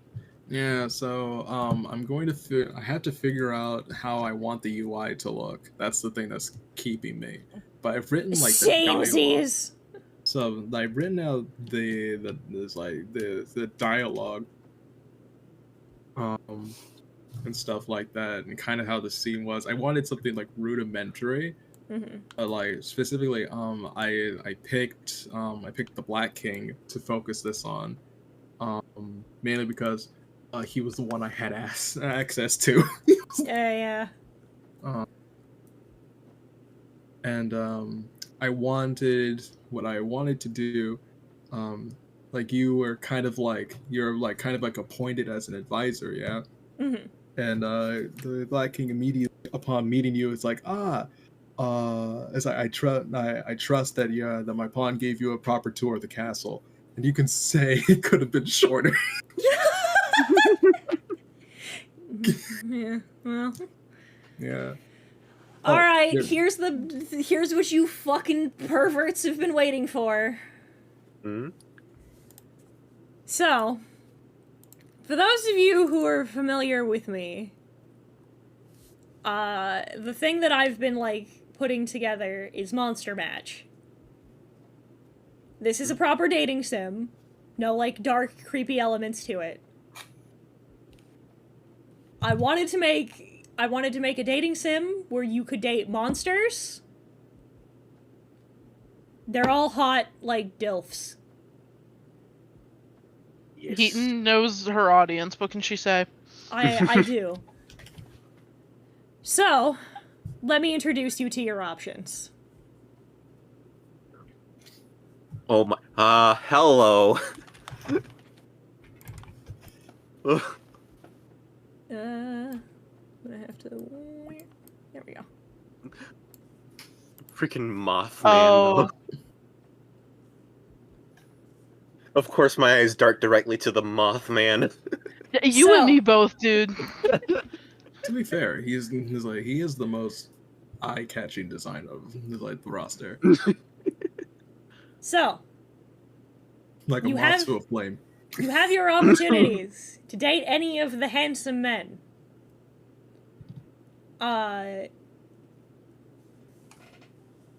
These are your dateable options. And it's just a dating sim. Daddy sorry, daddy sorry, daddy sorry. I'm Lots of looking at daddy Ryan. sorry. Griffin the Griffin. I love that for him. So let me tell you, because like, again, concept is pretty straightforward. Modern fantasy, you get to date hot older monster men. Gonna give you the lowdown. Gonna give you the fun facts on some of these boys. All right. So we have our boy Saizo. He's a werewolf. Mixed race. He's just Japanese. He's just Asian.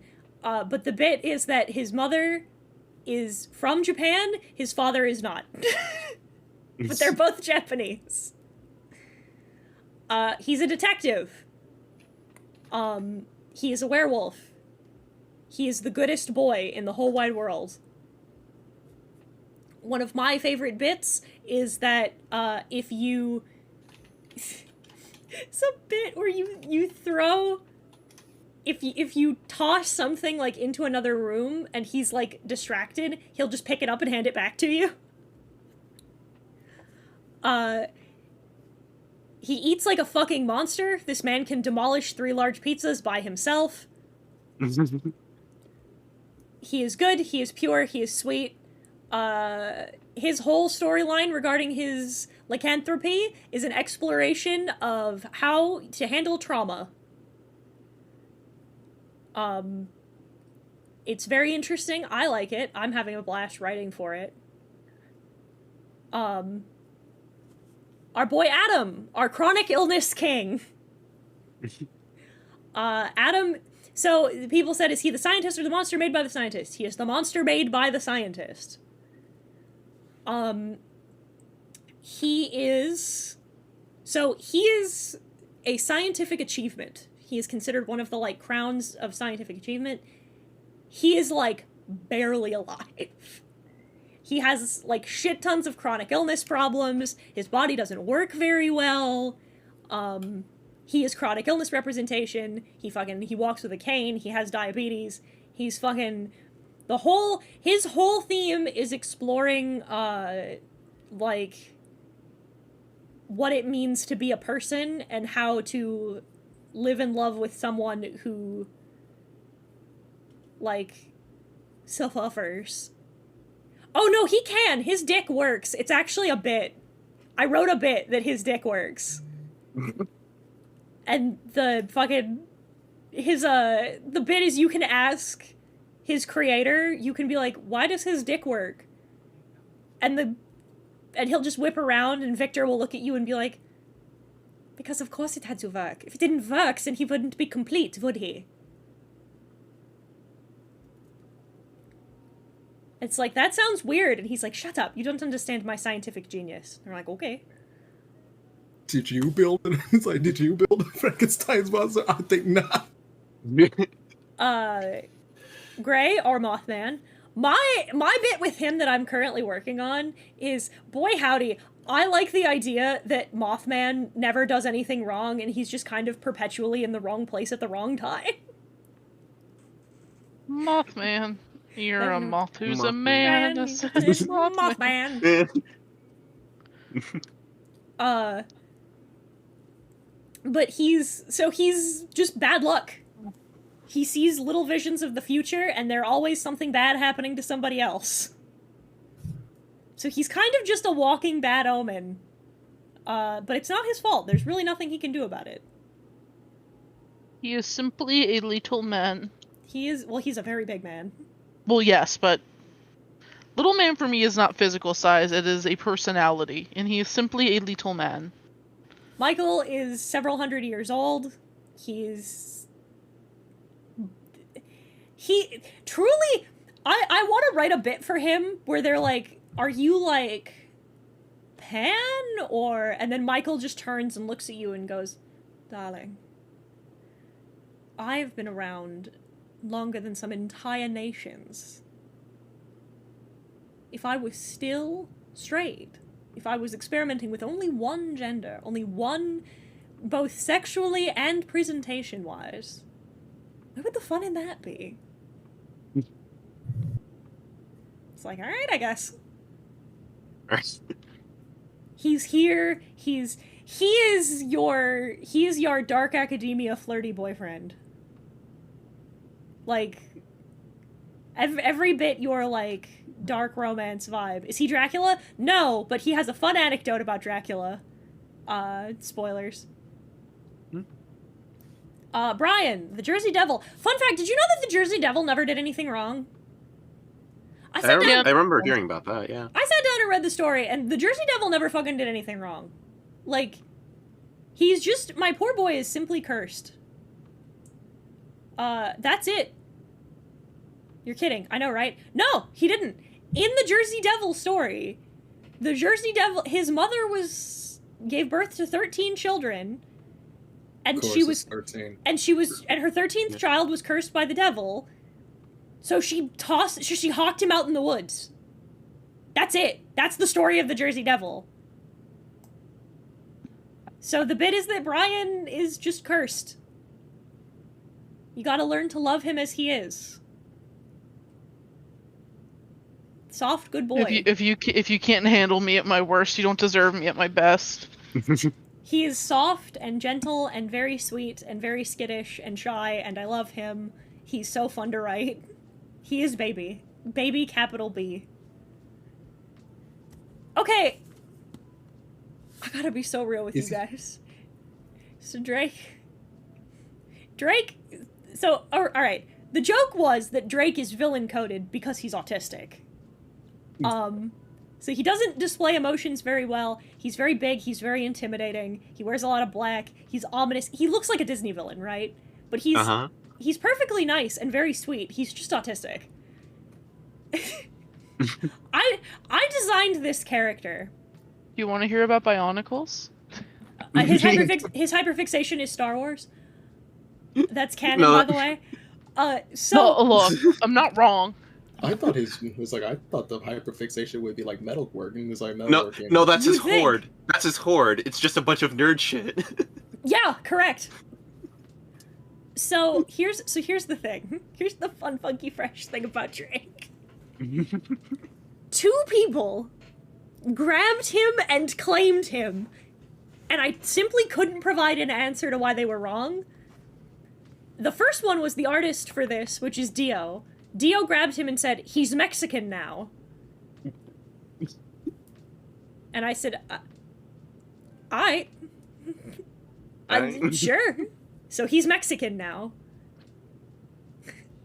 And then Avi grabbed him and said, he's Jewish. And I went, okay. So now he's a Mexican Jew. You don't make the rules. I super don't, especially when, now that Avi's here. Yeah. Wow. Did I do it again? Yeah, we were talking about how you made Drake Jewish. Oh yeah, that is the thing I did. I sat down and I explained to Avi, I'm like, well, this is his story, this is his shit. And Avi just looked at me and went, yeah, that's a Jew. And I was like, are you sure? And he goes, I've never been more sure of anything in my life. I'm sure of a Jew when I see a Jew. And then he kept throwing story elements at me, and I can't. I love them. They're so good. So now I have a bunch of fun things woven into his character, and I'm so stoked about it. He's like, Heaton, I do have a question before we continue. Mm-hmm. Are Brian and Gray friends? Yes. Nice. I just like the image of just like terrible things happen because of Gray, and Brian just instinctively thinks it's him. Yes! Yeah! I'm really sorry. It didn't. No, it's not you, man. It's. So. Griffin is for you freaks. You absolute fucking freaks. Here's your silver fox. Here's your fucking old man. For those of you who are freaks. Here's your Megatron. I like a nice gilf. Leave me alone. Here's your gilf. Here's your Silver's Rayleigh. Let me tell you. I'm gonna lean in a little bit for you, chat. Listen, I know the audience for this, right? And they're all like, all the guys are like more or less like wholesome, right? Because this is not like a fucking dark romance thing. Mm-hmm. But if you want your dark romance, your like mob boss mafia romance, that's what Griffin's for. Uh-oh. Griffin's for the girlies who like, you know? You freaks, you mean you? I mean, yeah, I guess. Kinda. I know the demographics, seeing as I am it. True. My market research. Me. Emil I'm gonna interview a market. It's peer research, peer reviewed. Emil went through two big changes. One, he was originally an e-boy, and then I just made him Young Gravy.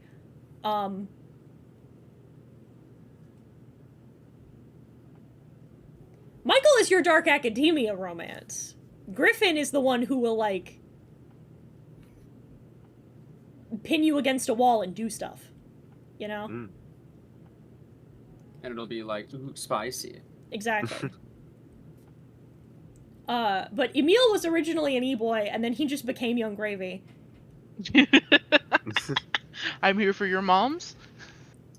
I don't know what to tell you. I was like, all right. Emil is for me. You know what? Good for you, Godzilla Rex. You know what you're about. So, I present to you the musician, the funny. He was originally a musician, so that stayed the same. Also, dog, I'm gonna be so fucking real with you for a minute. I was laying in bed, staring at my ceiling, and I DM'd Dio, and I said, I have made another change to Emil. And he goes, what? And I said, trans. And he goes, good! So Emil's a trans man. Oh god, I don't... Truly, this one, couldn't explain it to you. Don't know why. I was just sitting there thinking about them as I was going to bed, hyperfixating, and I was like, And then my brain, all at once, when I was thinking about Emil, my brain just went, trans. And I was like, there you go. I cisgender.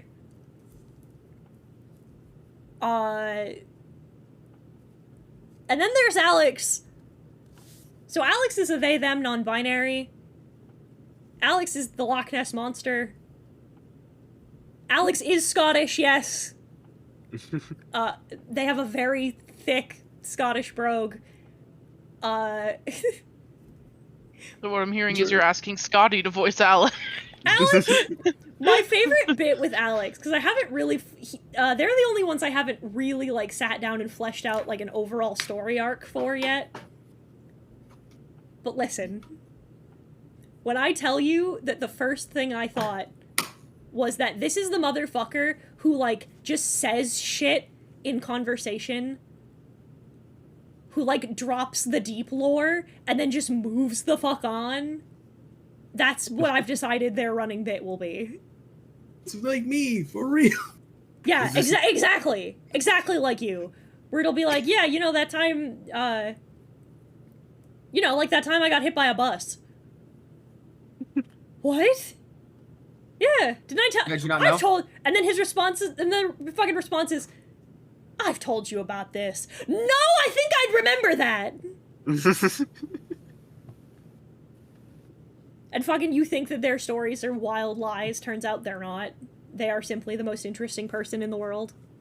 And I think it would be very.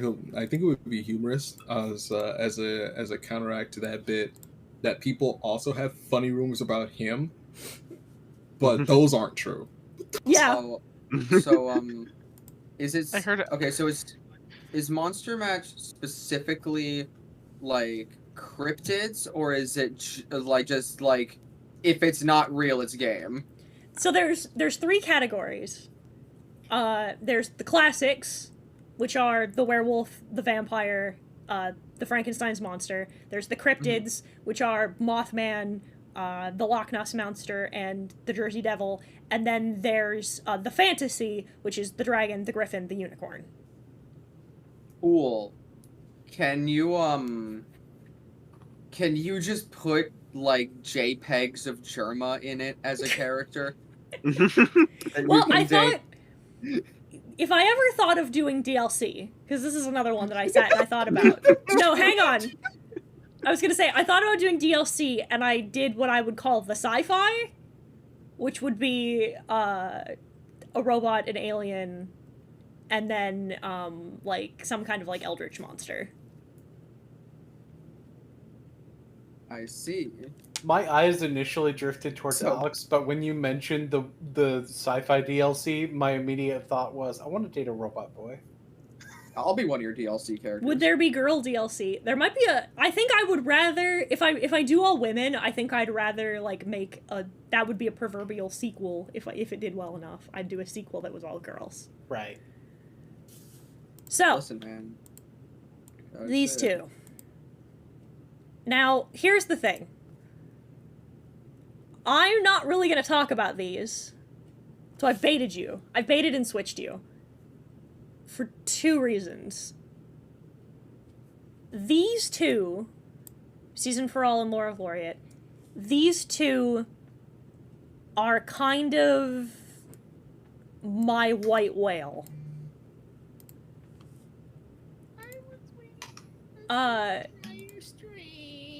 I fucking baited you.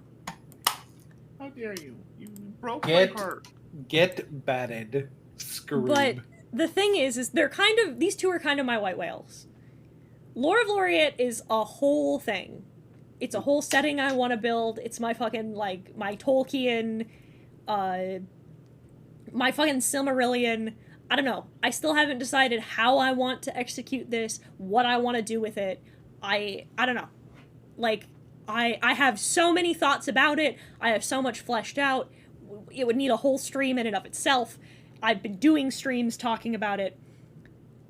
And that's like my fantasy, my high fantasy bullshit is like at its peak, right? Season for All is... I'm trying to think of a way to phrase this that doesn't sound incredibly dramatic. Season for All is the most emotionally important story I have to tell. It is something that matters very deeply to me. It is a story that's very important to me. And it is something that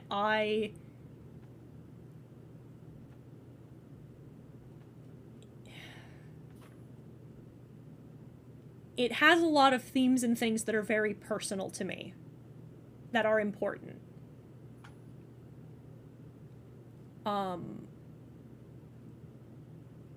I don't know when or how I will tell this story,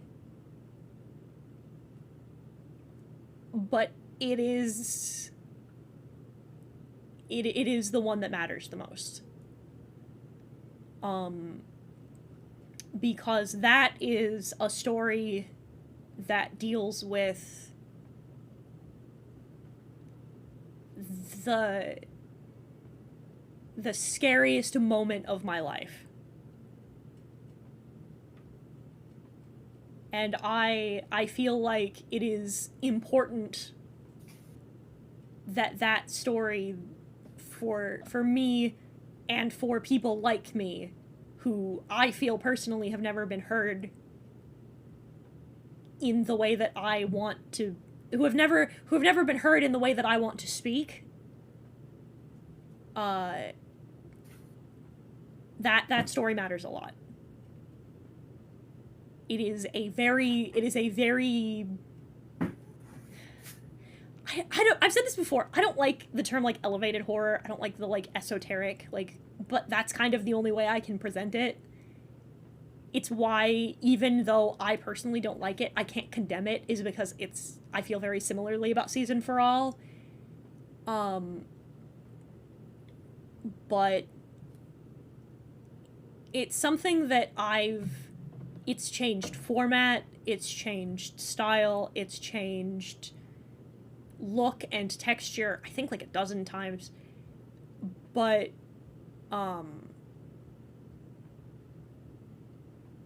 it's the story that's the most important to me. And that's kind of all I can say about it. Like, I want, unlike, this is the thing, right? I saved these for last for a reason, because there's something very important I wanted to say about them, is that unlike all of these, where, like, there's certain things I can't tell you, because it's, you know, I don't want to give you spoilers, I want you to go into it. I feel like the experience that I want to create also matters to me so much that that talking about how I even want to present it does it a disservice, I think, if that makes sense. It's really, like, fucking pretentious, but that's it, you know what I mean? Like, it's something that, it's just something that means a lot to me. And that's kind of there are just some works that you feel more comfortable having a small amount of a public eye on them than others. Yeah. I want you to know that Season for All exists because of how much it matters to me, and I want you to know that I have this story that matters, that I want to tell, but I just kind of can't tell it right now. Not right yet. When I find the right, Season for All is one of the hardest, because this would be a story that I have to put into the hands of others to assist me in telling, and because it's so personal, I have to find very particular people that I want to work with, because I don't think I would trust just anyone manhandling, like, something that important that matters that much to me, if that makes sense. That's the best way to put it is Season for All is my One Piece. Like how Eiichiro Oda said that, like, One Piece is the thing of all time for him. Season for All is my One Piece. It's something that matters so much to me that I have to tell that story in the best way I can. So in other words, your season magnum will be opus. real. Yeah, that would be what I would consider my magnum opus. Your story to give a voice to the hidden. Yeah, kinda. It's... To say I want... The joking answer is to say, hee-ho, Heaton wants to make an indie game about mental illness. Woo! Shock! But, like, I have very strong negative feelings towards literally every thing I've ever seen that has tried to depict specifically the thing I want to talk about. I've never seen it done well once. Maybe I won't even do it well, but I want it to be... And that's part of why it's going to take so long, is because I know what I want to talk about. I know the exact feeling I want to convey, and it's scary, and it's gross, and it's something nobody ever wants to talk about, but it needs to be talked about.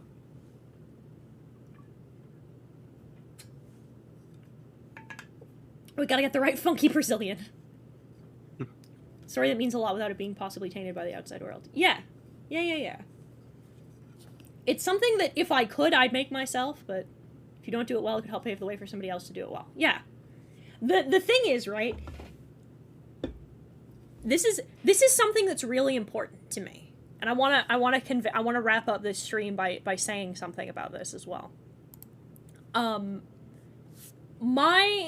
I am not going to pretend that, like, my storytelling, that I have a particularly deft hand, because I've made mistakes. I've said and done and played into things that are not good, and as much as I joke about, like, oh, I've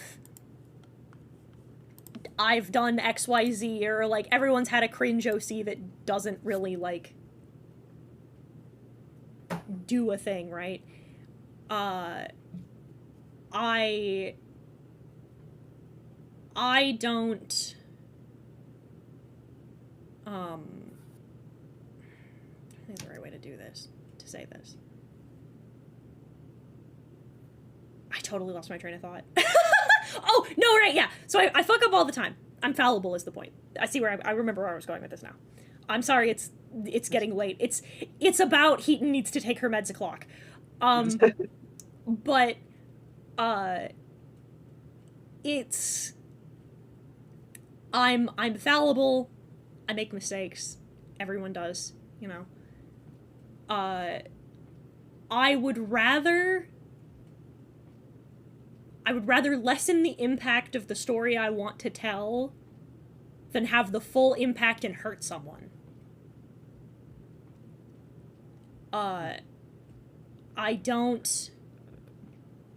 I've joked before, like, if I wanted the full impact of, like, the false Hydra, for example, in my head, I would do things that would be, like, unethical.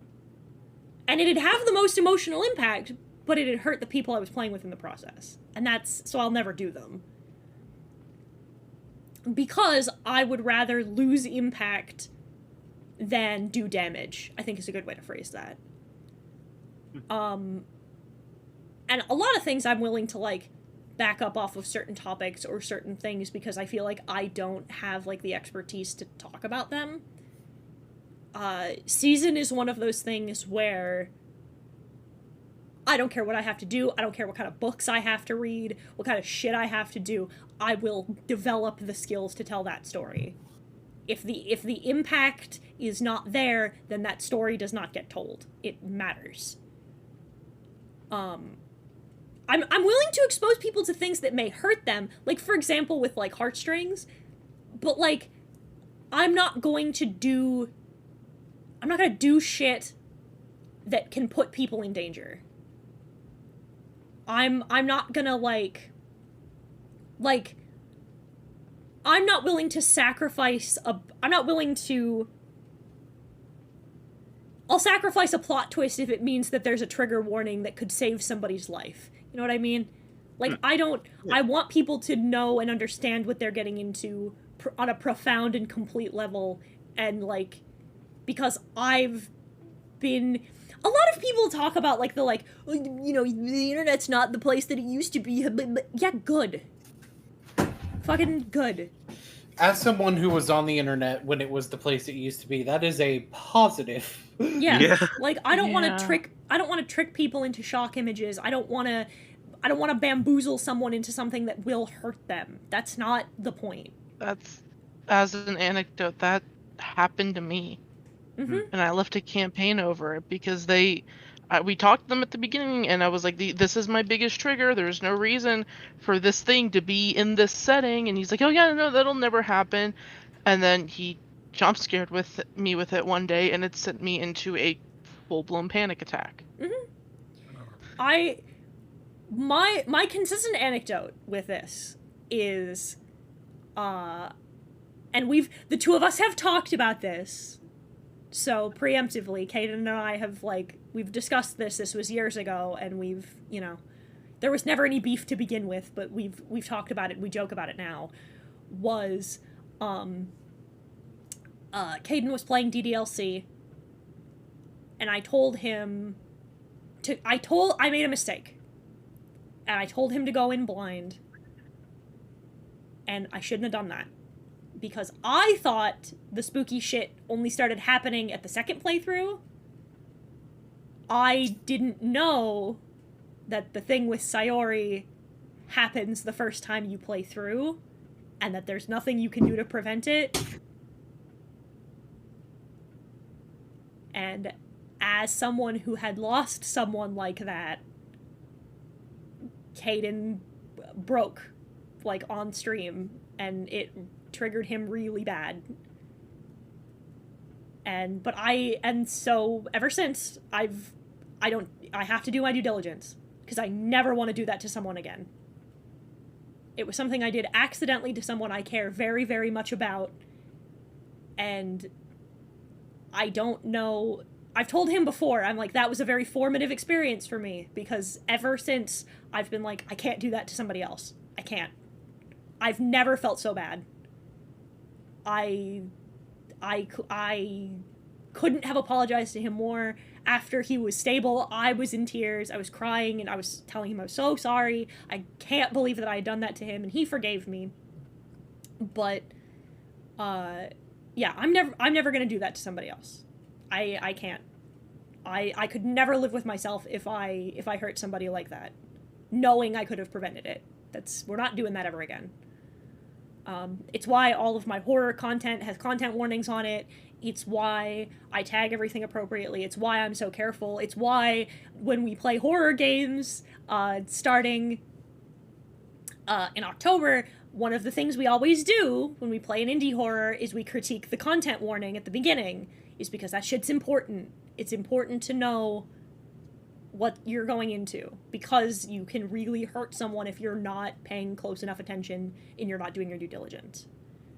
And that shit matters a lot to me. It's something that I stake a lot of my platform as a horror creator on, is the idea that horror is great. It's a great way to find catharsis and to tell stories about pain and terror and the marginalized, and use things that scare you or make you uncomfortable in order to confront those feelings that they make you feel. But it's gotta be an environment that everybody consents to, or all it does is do harm. All it does is do damage, and you can't do that. It's irresponsible. You can't do it. But that's that on that. We've been here for 4 hours. But I did it. I told you about all of it. But you still debated me on the thing I was anticipating the most. Still. But so we've done it, chat. We're here. We've done the dang thing. We've gone through everything. I'm glad you gone through everything at least. That being said, this is my audition for Astroline. I knew it. Fucking somebody tag Merryweathery. Fucking I don't know. Fucking dog. I might. You know what? Fucking I might DM this fucking stream to Merryweathery. Who knows? Much love. Thank you for sharing all your projects. Wish you nothing but the best of your creative endeavors and in life. Heat is a mind that is a void of creativity. You're so fucking true. You're so real for that one. It's like this all the time, dog. It's a curse I suffer daily. When I tell you that I'm laying on the floor and my brain is too loud, it's because it's this shit 24/7. Fuck. This is how Heaton gets into V Shoujo. Fuck. I hope that'd be a good meme. I'd love that shit. That'd be great. So I'm gonna fucking, you know what? Fuck it. Heaton for V Shoujo. Only a little joking. You know what? Hashtag only a little joking. I am enabled by my chat, by my followers. I'm gonna send this to Merryweathery. Mr. Weathery, hello. This is my formal audition to Astroline.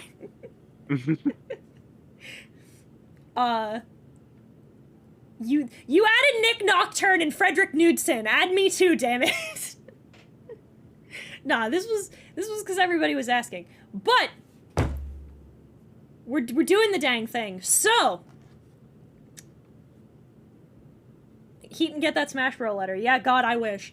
So, some announcements before we end the stream.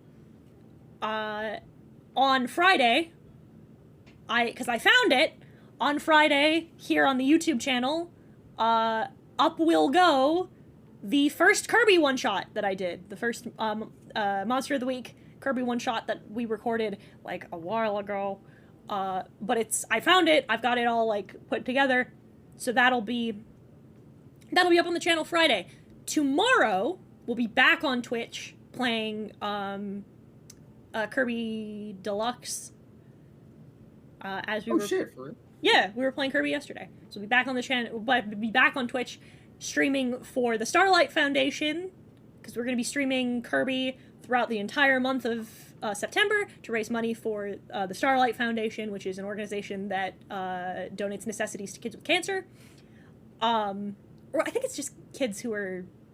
No, I think it's kids with cancer. I don't know what the specifics is. The point is... It's kids. Yeah, it's for children with terminal illnesses.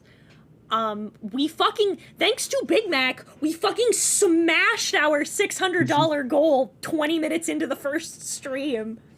So now we're doing an extended goal, because my first $600 goal was that we would do a second Kirby Monster of the Week one-shot, which we succeeded in. That'll be at the end of the month.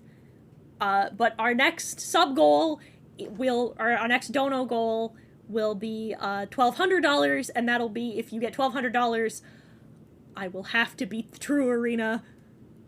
Wait, and you said this is Return to Dreamland Deluxe? Mm-hmm. Okay, so I will say,